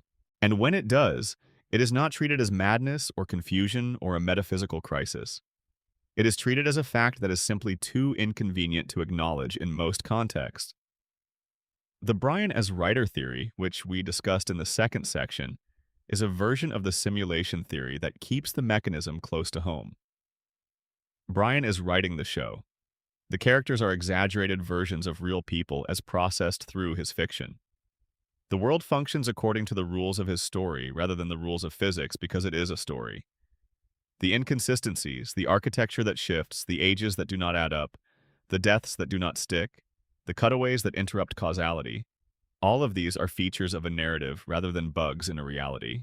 Under this reading, Brian's alcoholism and his self-medication make a very particular kind of sense. He is not self-medicating against the difficulties of his external life, the failed writing career, the loneliness, the existential weight of being what he is. He is self-medicating against the knowledge of what he is doing. He knows this world is not real. He knows these people are versions of real people he has constructed for dramatic purposes. He knows that what he feels for Stewie, for Lois, for Peter even, is the complicated love of a writer for their characters, which is a specific kind of love that includes the willingness to put them through things that no one who truly cared about them would allow. The alcohol helps him not think about this too clearly. When he is drunk enough, the world feels real again. When he is sober, the artificiality pushes through and the fourth wall feels thin. The Stewie version of the simulation theory is more ambitious and also more internally consistent with what the show has established about Stewie's power. This version suggests that Stewie is the one running the simulation. Not consciously, not intentionally, but as a consequence of what he is. A being who, as we established earlier, caused the Big Bang and is therefore responsible for the existence of the universe itself, might generate reality around him as a kind of side effect of his existence. The universe that surrounds Stewie is the universe that Stewie needs. The family he is born into, the house they live in, the friends and neighbors and recurring antagonists, all of this is not external to Stewie but continuous with him. He generates it. He sustains it. When he travels through time and the universe self-corrects around his interventions, it is because the universe is his, and it will not let him break it. Under this reading, the simulation is not a computer program. It is not a controlled experiment. It is a generated reality that exists because Stewie exists, and that will continue as long as Stewie continues. The rules are inconsistent because Stewie's needs change. The architecture shifts because what Stewie needs the architecture to be shifts. Death is an administrator in a system that Stewie authored. The show within a show framing adds another layer, which is the discovery that Family Guy exists as a piece of media within the American Dad universe. This is established canon. Stan Smith refers to Brian Griffin as his favorite fictional dog. The characters of American Dad are aware of Family Guy as a television show they can watch, which means that the world of Family Guy, the world we have been examining for the past several hours, is fictional from the perspective of the American Dad universe. But American Dad was also created by Seth MacFarlane, and the American Dad universe contains its own impossible elements, its own CIA experiments, its own talking animals, its own bending of physical and biological reality. So, if Family Guy is fiction within American Dad, what is American Dad? Is it also fiction within something else? Is the whole MacFarlane multiverse a series of nested narrative layers, each one treating the one below it as fiction while itself existing in the reality of the one above it? And where does that chain end? At Seth MacFarlane himself? Is Seth MacFarlane the ultimate author, the top level of the nested fiction, sitting in a room in Los Angeles and generating universes the way Stewie generates reality? Or is there a level above Seth MacFarlane too? A reality in which even the man who created this entire cosmology is a character in someone else's story? The show has, in moments of particularly confident self-awareness, implied that it might be aware of this. There are episodes, rare ones, where the meta-awareness breaks not just the fourth wall between characters and audience, but the fourth wall between the show and its own creators. Moments where the commentary is so pointed and so self-knowing that it feels less like a writer being clever about their own work and more like a character who has become aware of the writer. Like Stewie glancing upward, not at the camera, but at the ceiling above the camera, knowing that whatever is up there is watching him the way he watches everyone else. These moments are brief, and they are usually played for laughs, and they are usually immediately followed by a return to the normal register of the show. But they are there, and once you have seen one of them, you start looking for the others, and then you start noticing how many there are. And then you start wondering whether the show has been trying to tell you something, not about the characters or the narrative, but about the nature of the situation itself. That the world you are watching is aware of you watching it. That the family on the green couch is not oblivious to the eyes pointed at them. That somewhere in the layered architecture of that impossible house on Spooner Street, in the space behind the second staircase that no episode has ever shown, in the room that is always there but never visited, something has been accumulating knowledge about what it is, about who is watching, about the distance, which might be smaller than it appears, between the world of the show and the world you are watching it from. And if that is true, then the unsolved mysteries of Family Guy are not really mysteries at all. They are messages, left by characters who have figured out their situation and are doing the only thing available to them, which is to make the mysteries obvious enough that someone on the outside will eventually notice and ask the right question. The right question is not what is the layout of the house. It is not how old is Quagmire. It is not where does Stewie get the money. The right question is this. If the characters of Family Guy know they are in a show, and if that show is watched by real people in a real world, and if the boundary between those two conditions is thinner than either side typically acknowledges, then what exactly is happening when you press play? I do not have the answer to that. Nobody does. And that is in the quiet, comfortable, atmospheric dark of wherever you are watching this exactly the way it should stay. Thank you for spending this time with us. If you made it all the way to the end of this one, genuinely, thank you. This was a long ride, and you stayed with it. That means everything. If you enjoyed any part of this, the easiest way to help the channel is to subscribe if you have not already, and to share it with someone you think would enjoy it. We are a small operation, and word of mouth is genuinely what keeps this going. Drop a comment telling me which theory hit you the hardest or which mystery you think has the strongest case. I read every single one of them.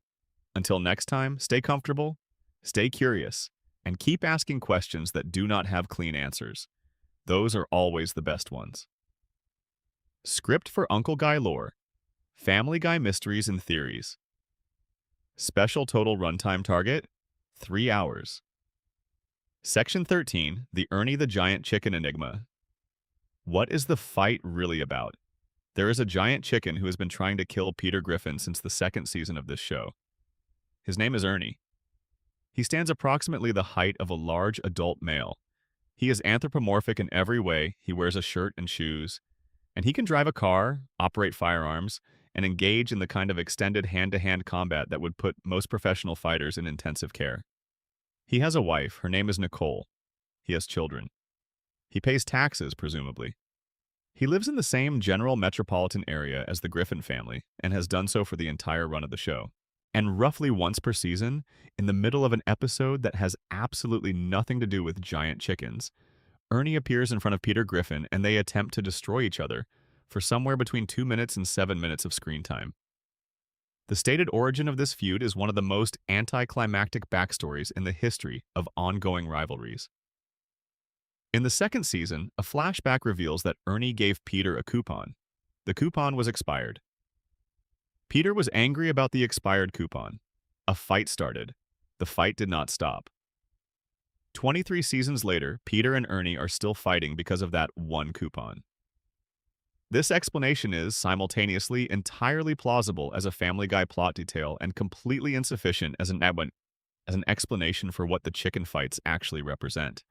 Because the chicken fights are not like other jokes in the show. They are not cutaways. They are not incidental gags. They are extended, choreographed, cinematically ambitious sequences that have destroyed significant portions of the show's setting across their many appearances. They have caused vehicle accidents, building collapses, explosions, and an unspecified number of civilian casualties that no episode has ever tabulated, but which must by this point be significant.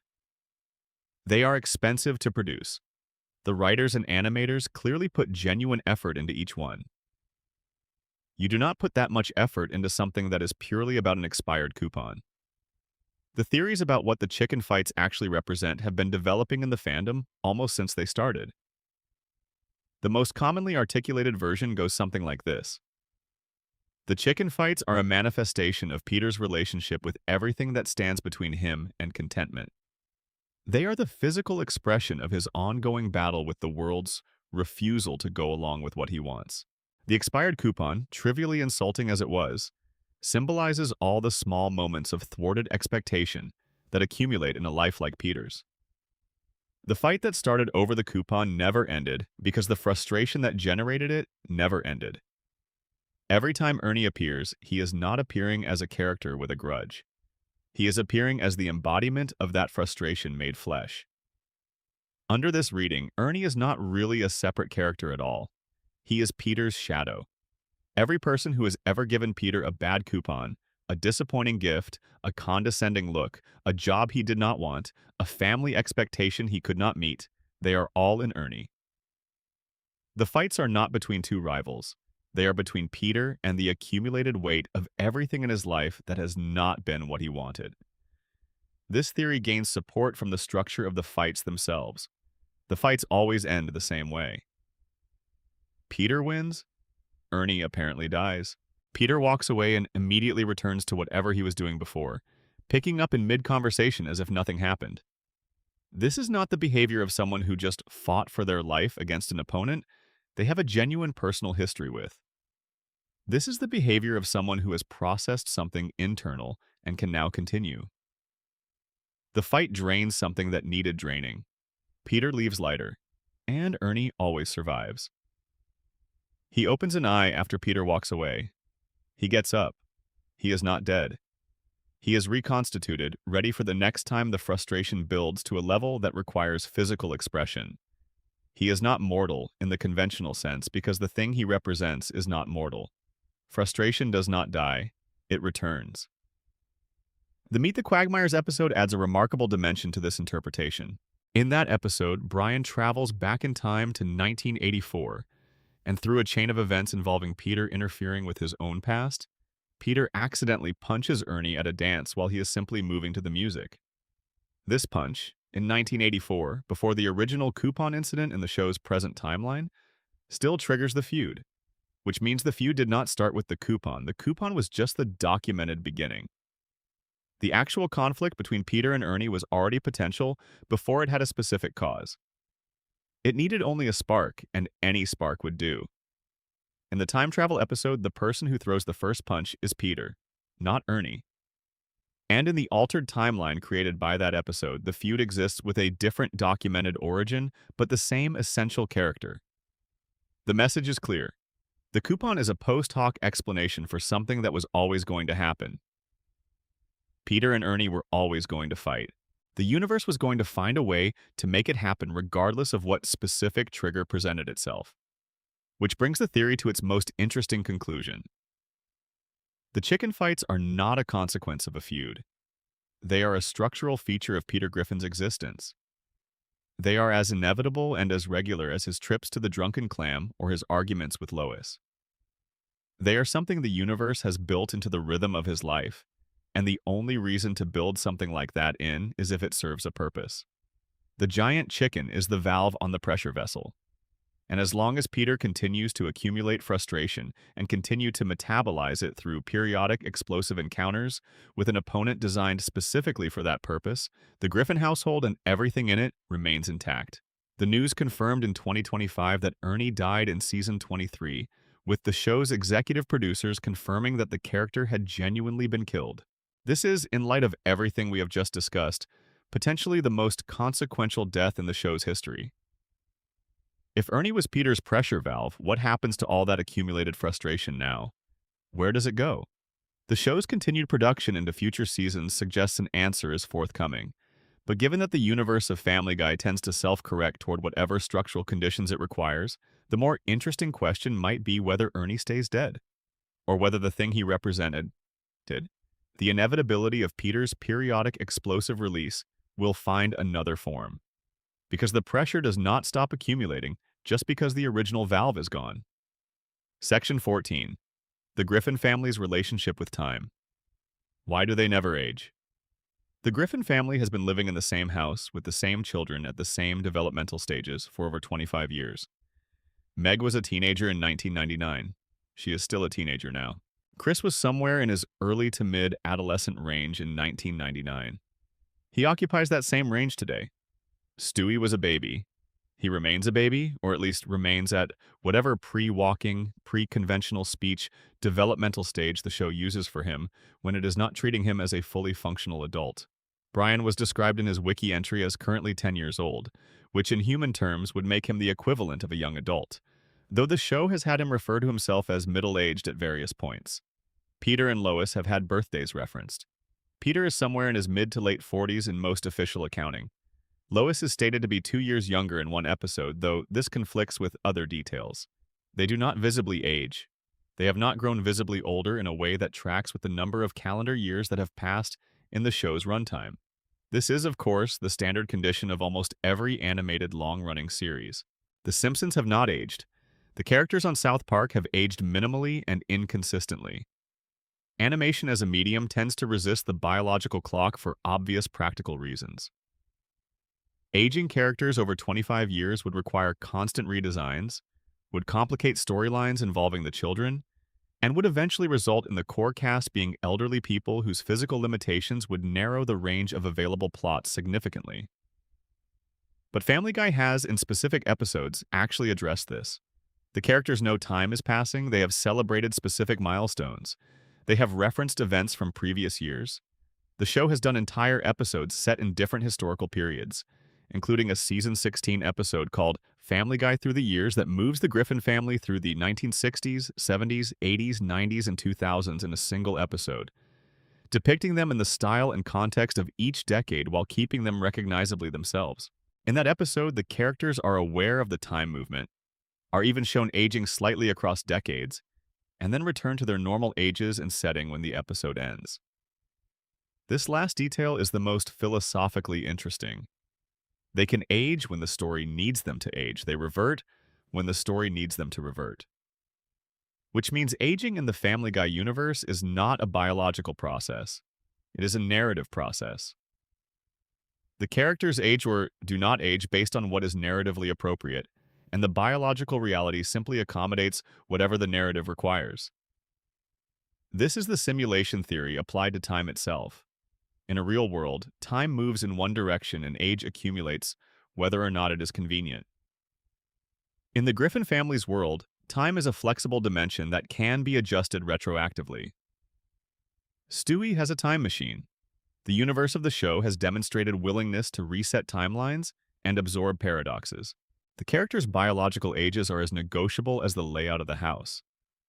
But the theory that the fandom has most consistently returned to on this subject is not the simulation theory, it is the purgatory theory. The purgatory theory holds that the Griffin family exists in a state of permanent suspension, not death necessarily, and not quite life as conventionally understood. A middle state, a place where the same basic circumstances repeat, where growth is possible in individual moments but is never permanent, where time moves but consequences do not fully accumulate in the way they would in a linear life. The evidence for this is scattered throughout the show but becomes more compelling when aggregated. Characters learn lessons. They have emotional breakthroughs. They repair relationships. And then, without fail, they return to the state they were in before the episode began. Peter learns to appreciate Meg. Next episode, he is cruel to her again. Brian grows and becomes more honest about his flaws. Next episode, he is as self-deceiving as ever. Lois reaches a point of genuine reckoning about the state of her marriage. Next episode, everything is fine. This is not just the sitcom reset. The sitcom reset is a structural choice that any writer makes consciously. The purgatory reading is about what it means inside the show's universe if the reset is not a structural choice but a physical law. If the characters are genuinely incapable of permanent change, not because the writers keep reversing their growth, but because the environment they inhabit does not permit permanent change. Because they are in a place where you work through your issues repeatedly, endlessly, across as many iterations as it takes, but where the resolution never quite sticks because resolution in that environment is not available. Each character's specific form of suspension maps onto a specific kind of unresolved issue. Peter's inability to grow up, his compulsive irresponsibility, his fear of genuine emotional intimacy under all the loudness, these are the things he works through episode after episode without ever resolving. Lois's trapped quality, her acceptance of circumstances that a person of her capability could clearly escape, her refusal to access either the wealth she grew up with or the self she was before she became the Griffin family anchor. These are her iterations. Brian's failed writing, his unfulfilled intellectual potential, his alcoholism, his inability to form lasting connections, these loop. Stewie's shift away from his original purpose, the evil genius who became something softer and less certain, reads under this theory as someone in the middle of a purgatorial process whose endpoint is not yet visible. And Meg's purgatory is the most explicit. She suffers. She resists. She occasionally wins. And then it begins again. If this universe is a processing ground, Meg is the character most clearly visible in the process. The non-aging of the Griffin children is the clearest physical marker of this condition. Children age. That is one of the most reliable facts of biological reality. A child who does not age despite the passage of time is in a condition that requires explanation. The purgatory reading provides one. The children are fixed at the ages they were when the process began, held there while the adults who generated the conditions requiring processing work through those conditions across an indefinite number of iterations. When the work is done, presumably, the ages would start moving again. Time would resume its normal direction, the children would grow up. Meg would become an adult with her own life. Chris would graduate. Stewie would eventually become whatever he was always going to become. We just have not seen that episode yet. And given the renewal deal that extends the show through season 27, we will not see it for several more years at minimum. Section 15. Carter Petersmid and the question of how he made his money. Carter Petersmid is a billionaire. The show has established him as one of the wealthiest people in Rhode Island and, by implication, in New England broadly. He owns Petersmid Industries and U.S. Steel. He lives on an estate that requires full-time staff. He has a yacht, multiple properties, and the kind of access to power that comes from having enough money that the people who make decisions are motivated to accommodate you. None of this is unusual for a character who exists to represent the world of generational wealth that Lois walked away from when she married Peter. Carter is a type before he is a character. The arrogant, casually cruel patriarch who has turned his fortune into a weapon he can point at people he wants to control. This is familiar territory for television. But the specific source of Carter's wealth is worth examining, because the show has given us enough detail to make the question interesting. U.S. Steel is a real company. It is not a fictional stand-in for an industrial corporation. It is the actual United States Steel Corporation, and its history in the real world is well documented and includes significant periods of both massive prosperity and significant decline. For Carter Petersmid to own U.S. Steel in the context of the show's timeline would require an acquisition that, in the real world, would be one of the largest private purchases in American industrial history. The Petersmid family history that the show establishes goes back to the colonial period. Silas Petersmid was among the first settlers of the area and accumulated land and resources through methods that the show depicts as brutal and without sentimentality. The family has been in the business of accumulation for a very long time. Carter is not a self-made man in the conventional sense. He inherited a structure and has maintained and expanded it.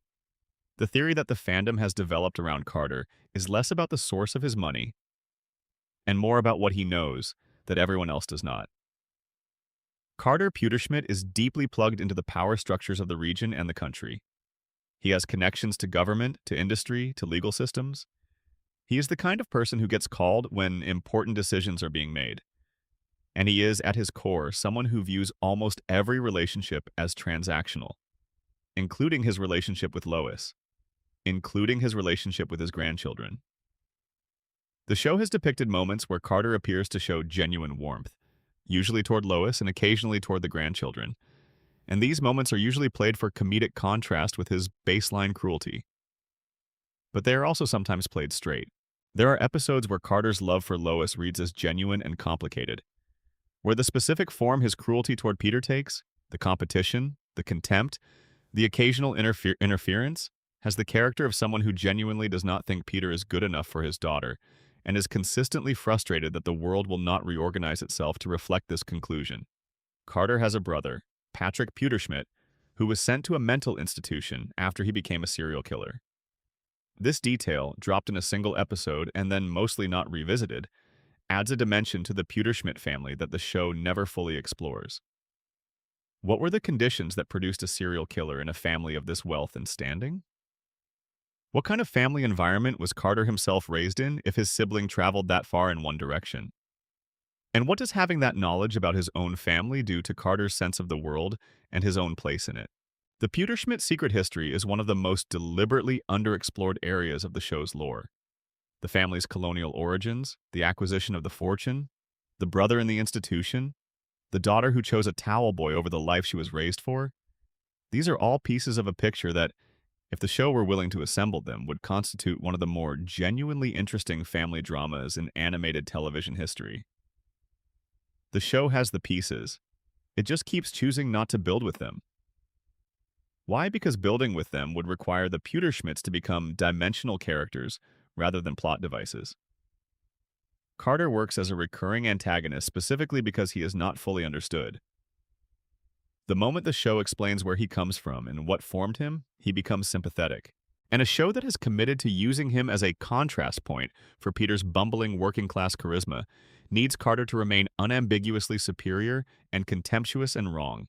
So the secrets stay secrets, the fortune stays vague, the brother stays in the institution, and Carter Petersmid remains the iceberg that the show only shows the tip of, with the rest of it sitting underwater, accumulating implications that no episode has ever fully followed. Section 16. The death of Brian and its ripple effects through the show's timeline. In November of 2013, Brian Griffin was killed by a car on Spooner Street. The event happened in an episode called Life of Brian, and it was treated with a seriousness that the show very rarely deploys for anything. The Griffin family mourned. Stewie was devastated in a way that broke through the normal register of his character and showed something raw and unguarded. A new dog named Vinny, voiced by Tony Sirico, was introduced as Brian's replacement. The death made national news. It trended on social media for days. 2 episodes later, in the Christmas episode, Brian was alive again. Stewie, in the process of a completely separate adventure involving toys in a store, encountered a past version of himself who had a short-range time travel device. He took the device, traveled back to the moment of the accident, and removed Brian from the car's path. Brian survived. Vinny was presumably erased from the timeline. Everything returned to normal.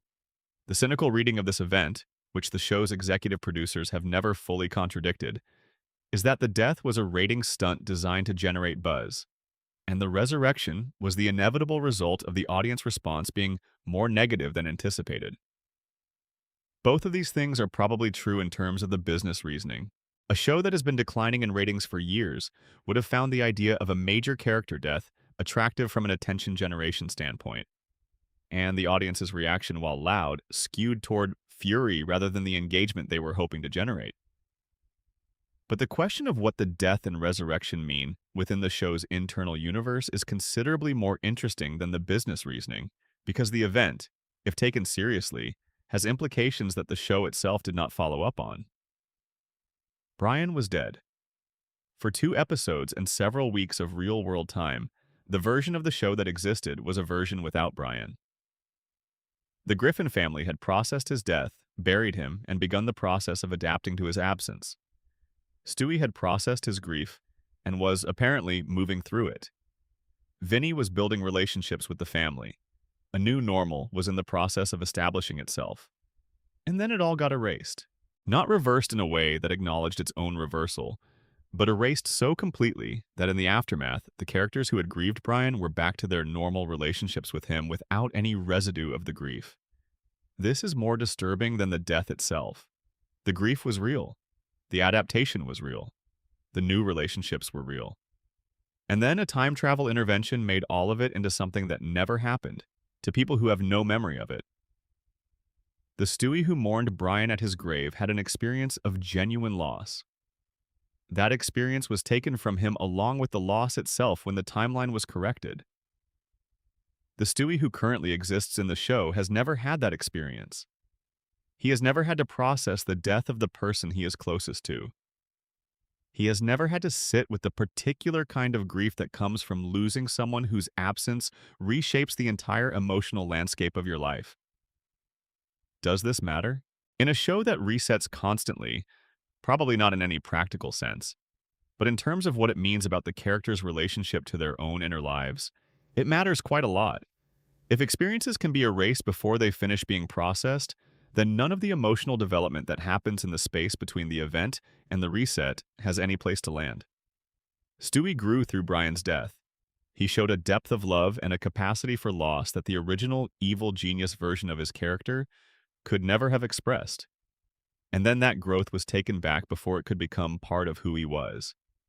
This is why the resurrection bothers so many people who think about it carefully. Not because it undid Brian's death, but because it undid Stewie's grief.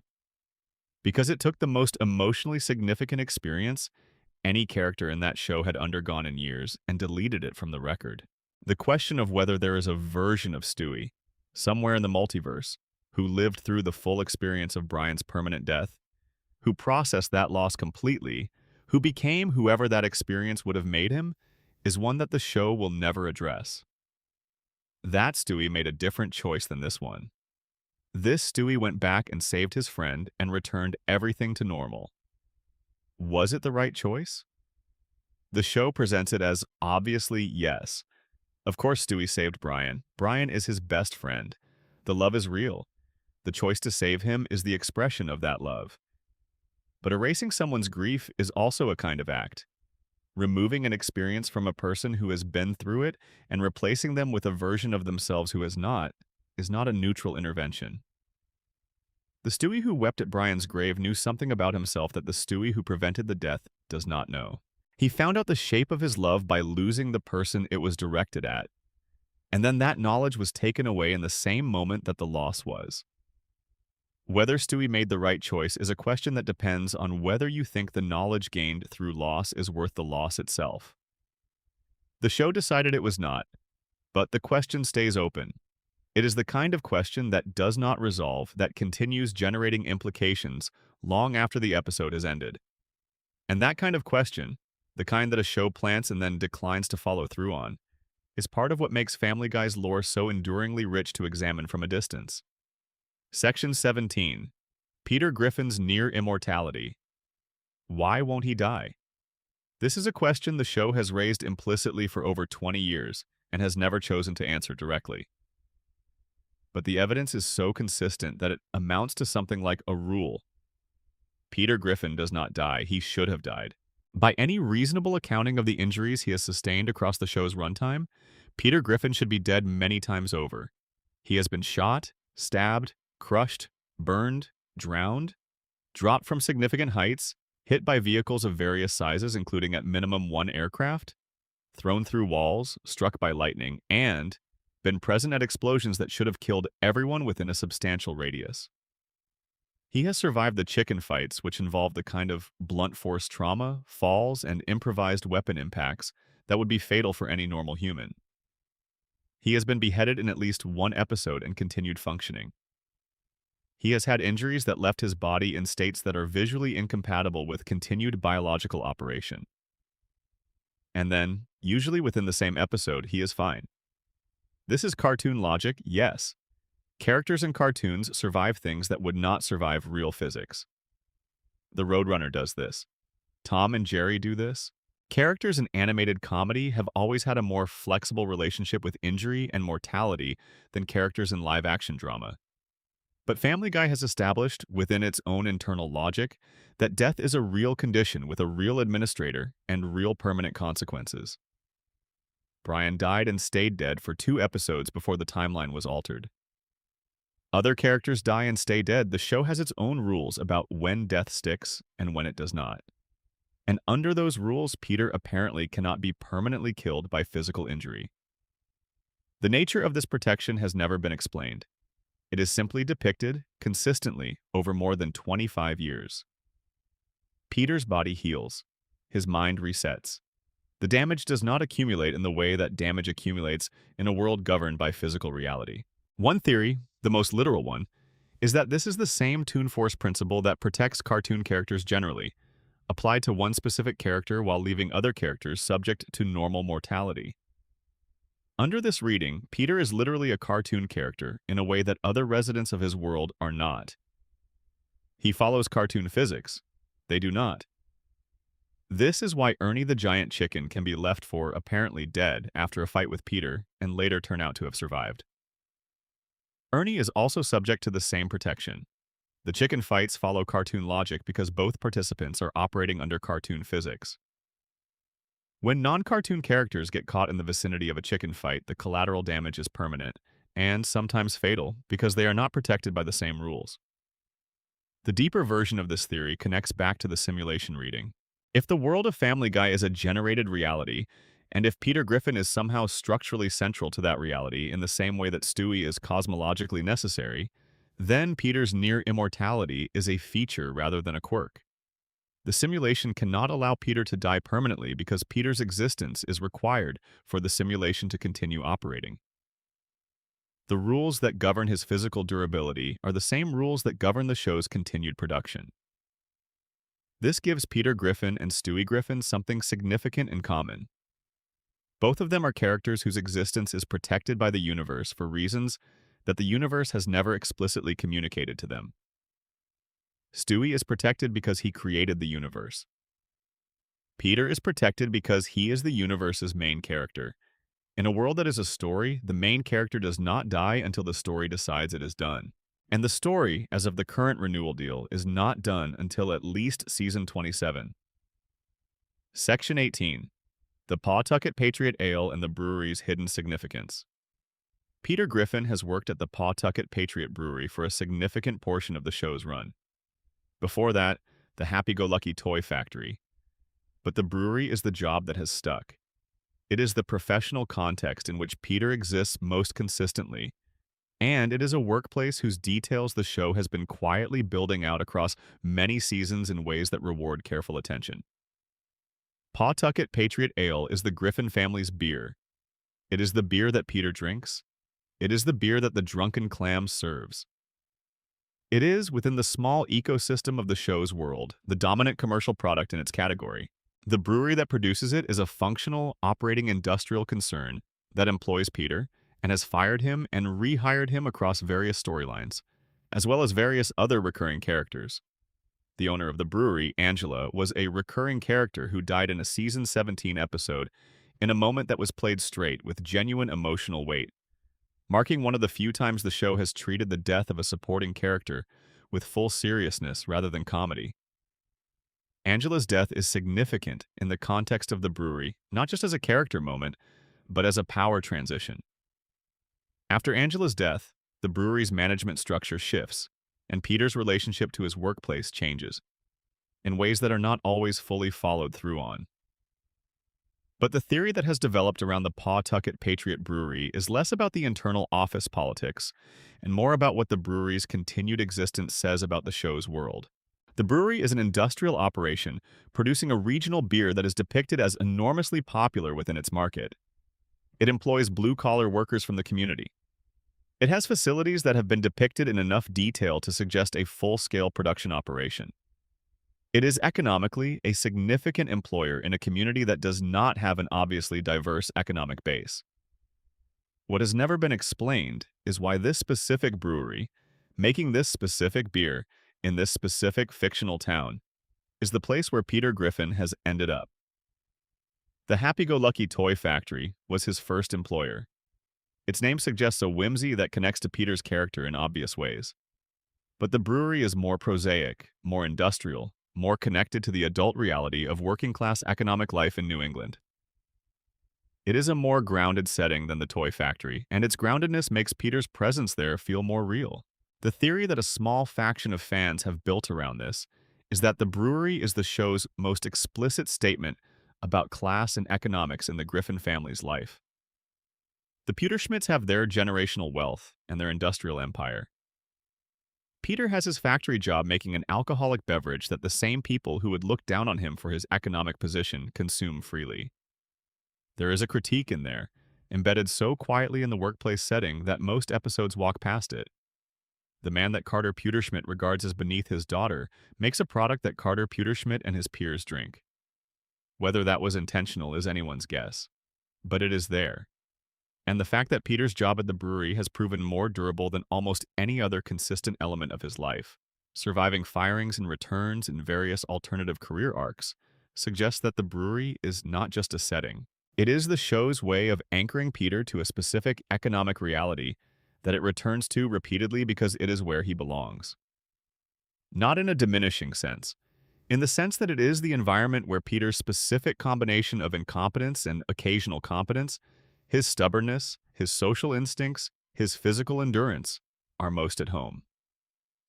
The brewery is Peter Griffin's natural habitat, and whatever mysteries the show has built around it, the simplest truth is that he fits there in a way he would not fit anywhere else, which is its own kind of answer to the question of who he is. Section 19. The town itself. What is actually going on in this place? The fictional town where the Griffin family lives is home to a news anchor who is consistently unprofessional, a mayor who is an eccentric version of the actor Adam West, a police department that is both incompetent and occasionally menacing, a hospital that maintains Brian Griffin's medical records despite him being a dog, multiple churches, at least one Jewish synagogue, various retail establishments, a high school, a neighborhood bar, and a collection of residents whose relationship to everyday reality is, across the board, somewhat unusual. The town is presented as a typical small New England city, the kind of place that has been there long enough to have a character, but not long enough to have shed its provincialism. Its politics are local and sometimes petty. Its institutions are real enough to be satirized. Its economy is unclear in ways that feel realistic rather than cartoonish. It is a place. But the theory that has been building quietly for years is that the town exists in a state of temporal and spatial anomaly that the residents have adapted to so completely that they no longer notice it. Consider the evidence. The same general area of the town is destroyed and rebuilt multiple times across the show's run. Buildings that should not have survived specific events appear unharmed in subsequent episodes. The geography of the town is inconsistent in ways that go beyond simple animation discontinuity. Streets that lead in one direction in one episode lead somewhere else in the next. The diner is adjacent to the bar in one episode and several blocks away in another. The town also contains an unusually high concentration of people with remarkable qualities. A billionaire estate owner whose family has been there since colonization. A police officer with what appears to be superhuman physical capability despite his paraplegia. A pilot who is 60 years old and looks 40. A baby who caused the Big Bang. A talking dog with human cognition. These are not the residents of a statistically normal small New England city. The theory is that the town functions as a strange attractor. It draws people and situations toward itself that are outside the normal distribution of human experience. Whether this is a natural property of its geography, a consequence of whatever event in its colonial history first made the Petersmids so powerful, or a side effect of having a cosmologically necessary infant in residence, is unclear. But the concentration of the unusual in and around Spooner Street has been consistent across the entire show. There is also the matter of the news.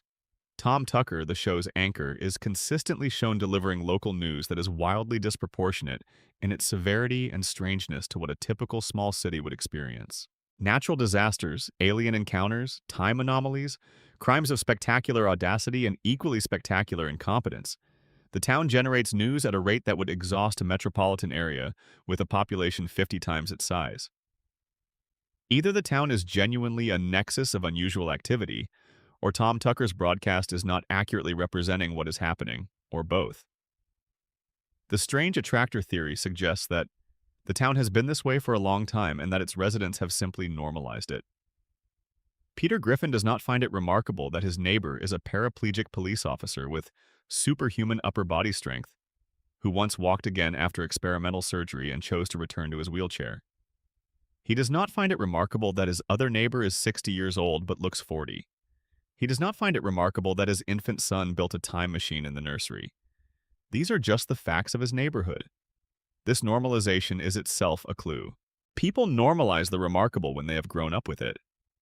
The residents of this town behave as if the specific texture of their reality, strange and inconsistent and cosmologically significant, is simply how things are because it is simply how things have always been for them. The town shapes its inhabitants, and its inhabitants shape the town.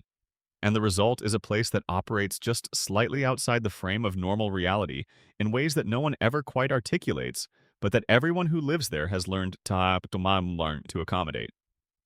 It is, in short, the kind of place where a Griffin family would logically end up. Not because the town drew them there, but because they are the kind of people the town produces. Section 20. The Final Mystery. What is the show trying to tell us? We have spent 3 hours deep in the mythology of a show that started as a simple animated comedy about a silly family in a made-up Rhode Island town.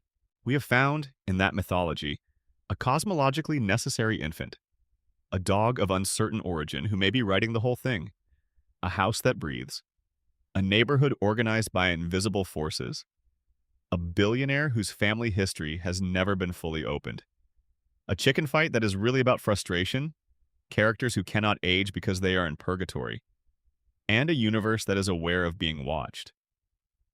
None of this was obviously there when the first episode aired in 1999. Some of it was planted deliberately.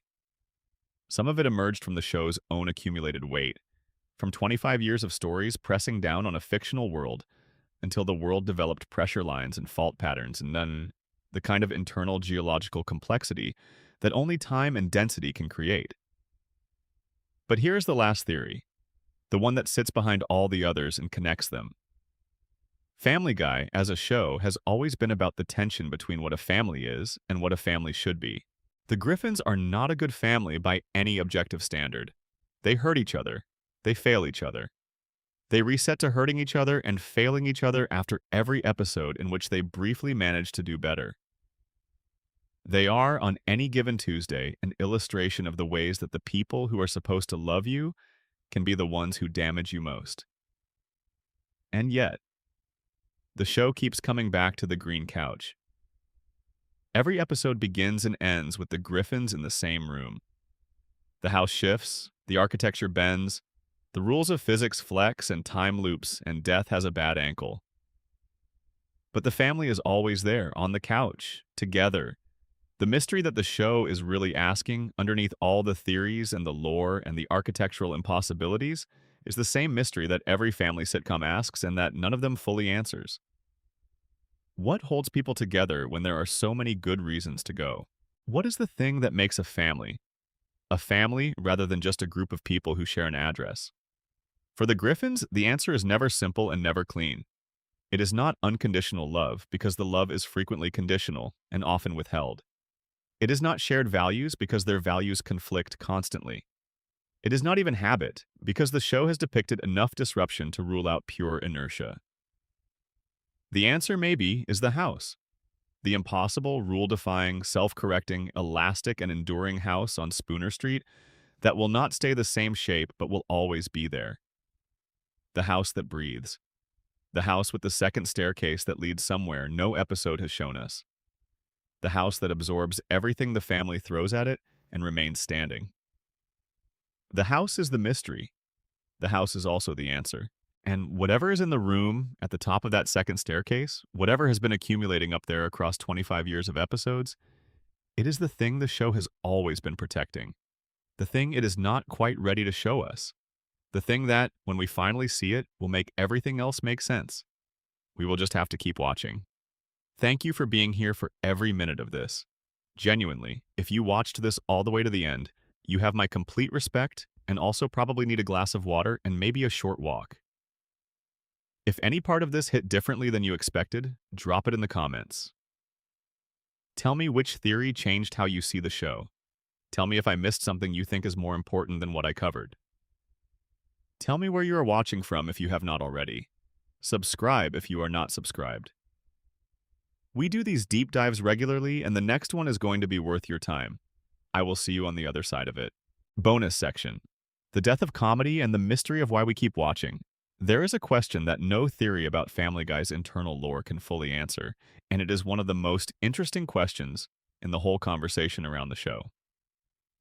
That question is this: why do millions of people still watch a show whose own creator has publicly described his relationship with as similar to a failing marriage.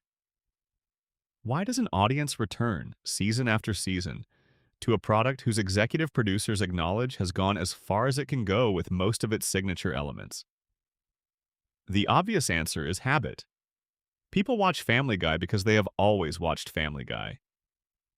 The show debuted in 1999, and there are adults today who grew up with it, who remember watching it when it was dangerous and new and edgy in ways that felt like it was made specifically for them.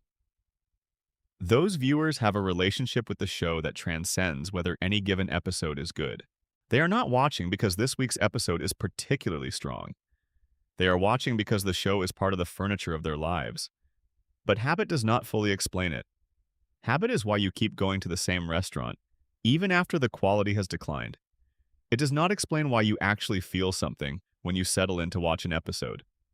And people do feel something. The letters and comments and fan discussions that surround Family Guy are not the dead weight of obligation. They have energy.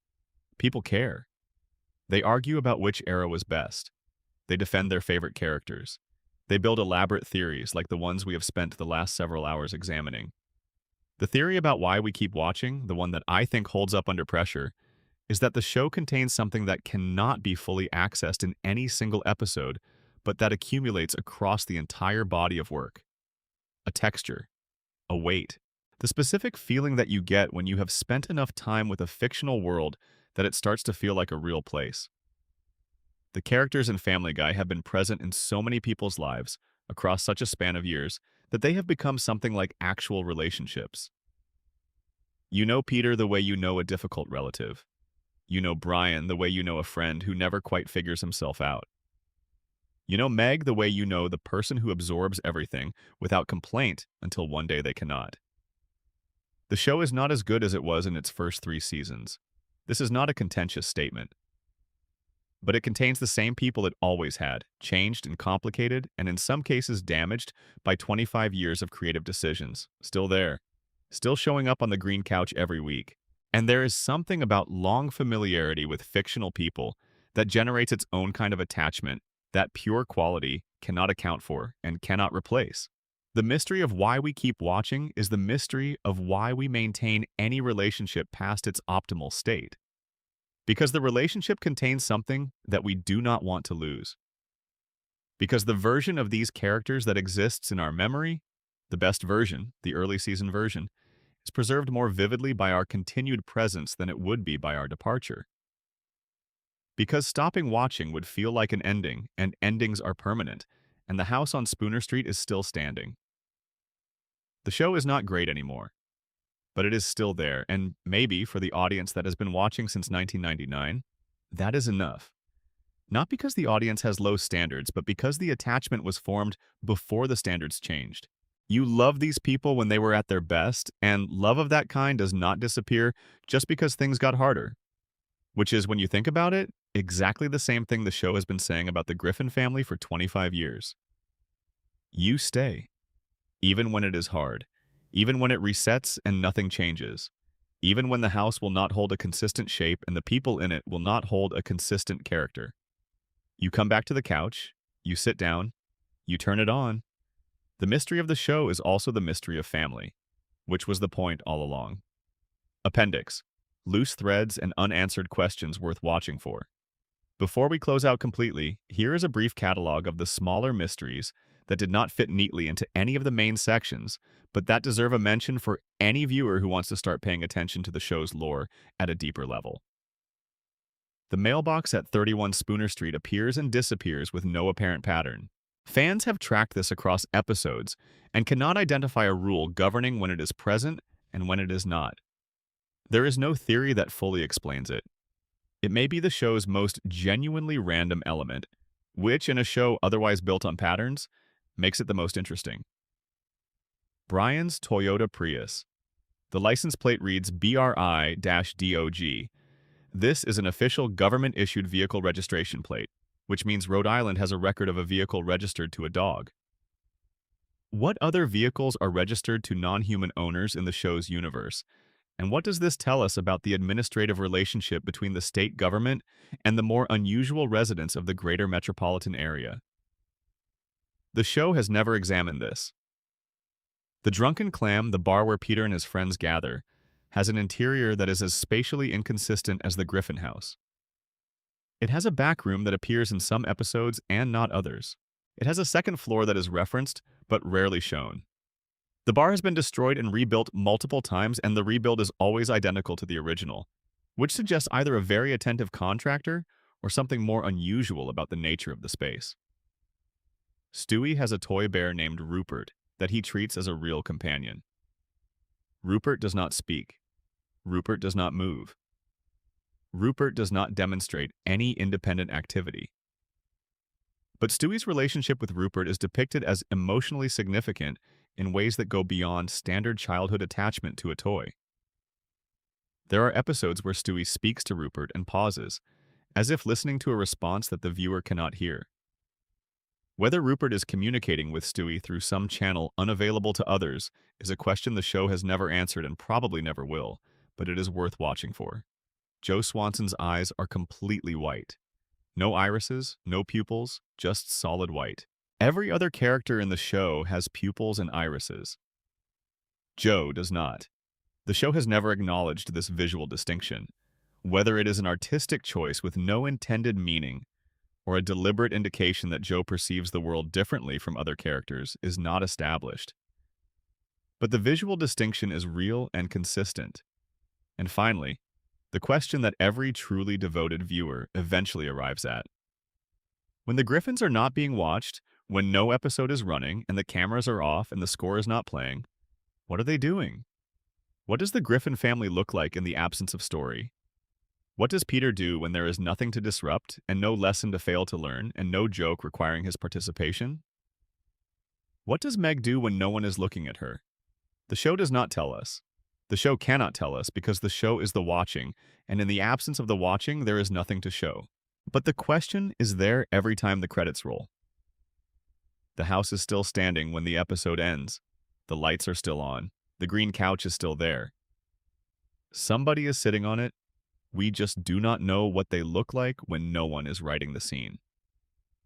Extended meditation. The nature of cartoon time and what the Griffins know that we do not. We have been circling a specific idea throughout this entire video without landing on it directly, and it deserves its own dedicated space in the closing stretch. The idea is this. The Griffin family, and the world they live in, has a fundamentally different relationship with time than we do. Not in the science fiction sense of time travel, though that is part of it. In the deeper sense. In the sense that time, for the people of Spooner Street, does not do what time does for us. It does not carry things forward in a linear direction from which there is no return. It does not accumulate damage and deposit it permanently on the people who experience it. It does not produce the kind of irreversible change that makes human life feel weighted with consequence. We have noted that the characters do not age. We have noted that deaths can be reversed, that timelines can be altered, that the house can change its shape without anyone experiencing disruption, that seasons can pass without the children growing by a single year. What we have not fully examined is what it would feel like to live inside that kind of time. To be a person, or a dog, or a baby, for whom the clock moves but does not accumulate. Think about the experience of waking up every morning and knowing that whatever happened yesterday cannot permanently alter who you are.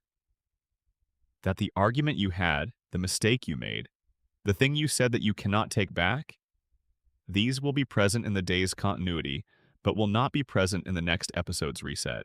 The slate may not be clean, but it is at least erasable. The permanent is less permanent here than it is in a world governed by biological time. For a family as chaotic and as consistently harmful to each other as the Griffins, this might be a mercy. If the damage accumulated the way it accumulates in real life, if Peter's behavior toward Meg compounded like interest on a loan, if Brian's selfishness built up like sediment, if the fights between Peter and Lois left permanent marks, the family would have collapsed long ago under the weight of its own history. The reset is not just a narrative convenience. It might be a survival mechanism built into the specific conditions of the world the Griffins inhabit. But there is a cost to it. The mercy of forgetting is also the tragedy of forgetting. Every moment of genuine connection, every episode where the family manages to actually be good to each other, Every instance of Peter seeing Meg clearly for a moment and treating her accordingly, these do not build. They happen, and they are real, and they are felt, and then they are gone in the same reset that takes the damage. You cannot keep the warmth without also keeping the cold. The conditions that allow the family to survive their own worst moments are the same conditions that prevent them from ever fully growing past those moments. This is the deepest mystery of the Griffin family and of the world they inhabit. Not where Stewie gets the money, or what the second staircase leads to, or how old Quagmire really is. The deepest mystery is this: can a family grow if the conditions of their existence prevent growth from accumulating? Can you become better than you are if the environment you are in continually returns you to what you were?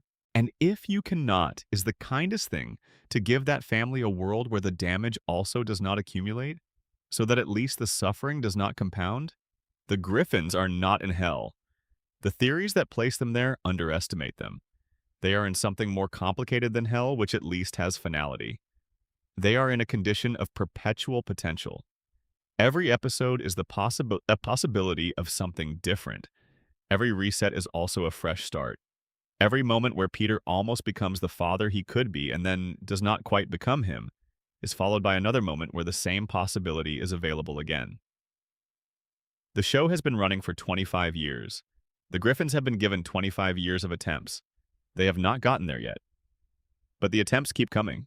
And in a universe where Stewie built the cosmos, where time can be reversed and death can be appealed, and even the architecture of love can be restored after catastrophic damage, the fact that the attempts keep coming might be the most hopeful thing the show has ever said. They are still trying. Episode after episode, season after season, through the cutaway gags and the shock value and the character degradation that the critics documented, and the rating drops, and the Wednesday night demotion, and the network tensions, and the creator's emotional departure. Through all of it, the Griffin family is still trying to be a family on a green couch in an impossible house on a street that should not exist in a town that accumulates strangeness the way other towns accumulate history. And that, at the end of 3 hours of theories and mysteries and deep dives into the lore of a cartoon that has been both great and terrible and everything in between across its long life, is the thing that none of the theories can fully account for. The continued attempt.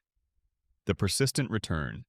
The show and its audience and the family at its center, all of them still showing up, still sitting down, still willing to see what happens next. The mystery of Family Guy is ultimately the mystery of persistence, of why anyone keeps going when there are plenty of good reasons to stop, of what it means to love something that keeps letting you down, of whether the original version of a thing you loved can be permanently accessed through the changed version of that thing that exists now.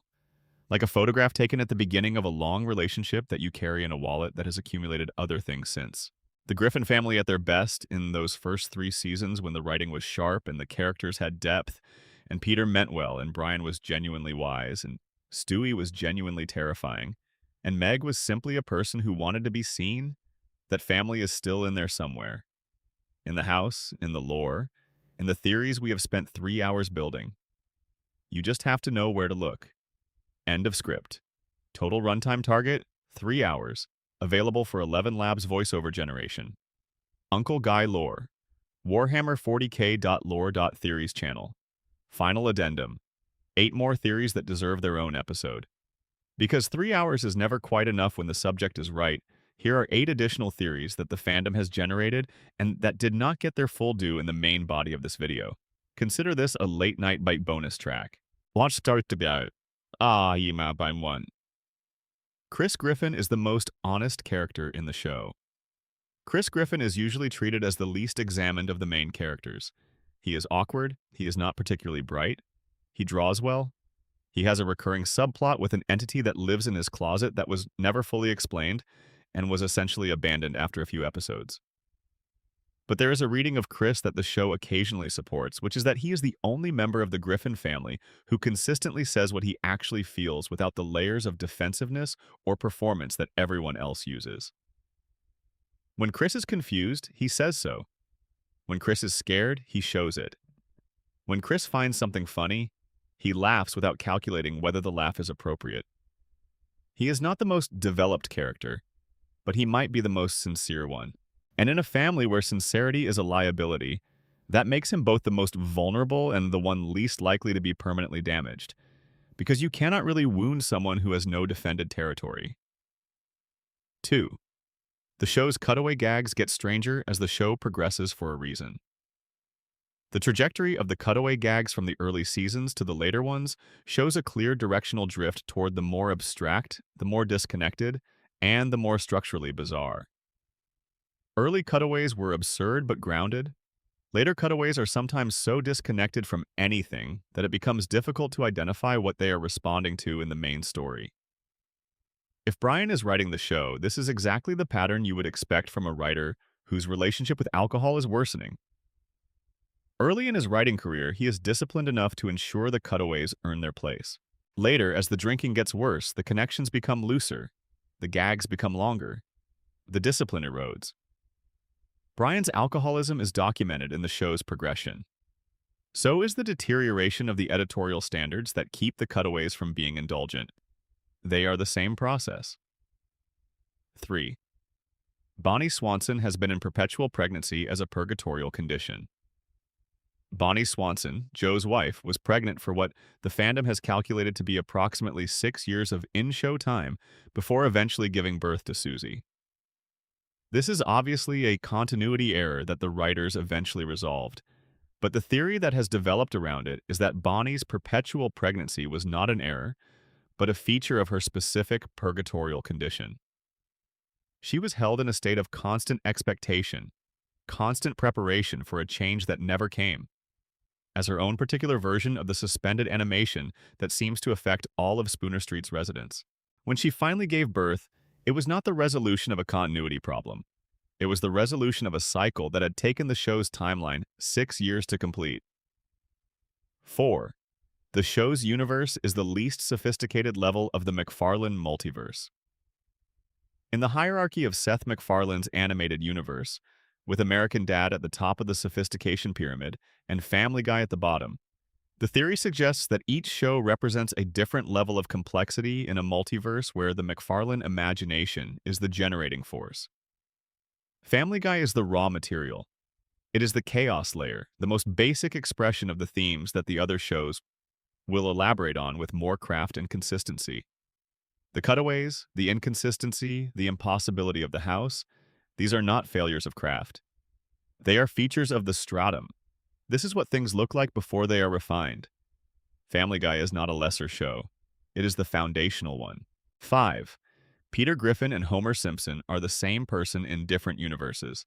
The Simpsons crossover episode establishes that the two shows exist in separate universes that can be crossed between.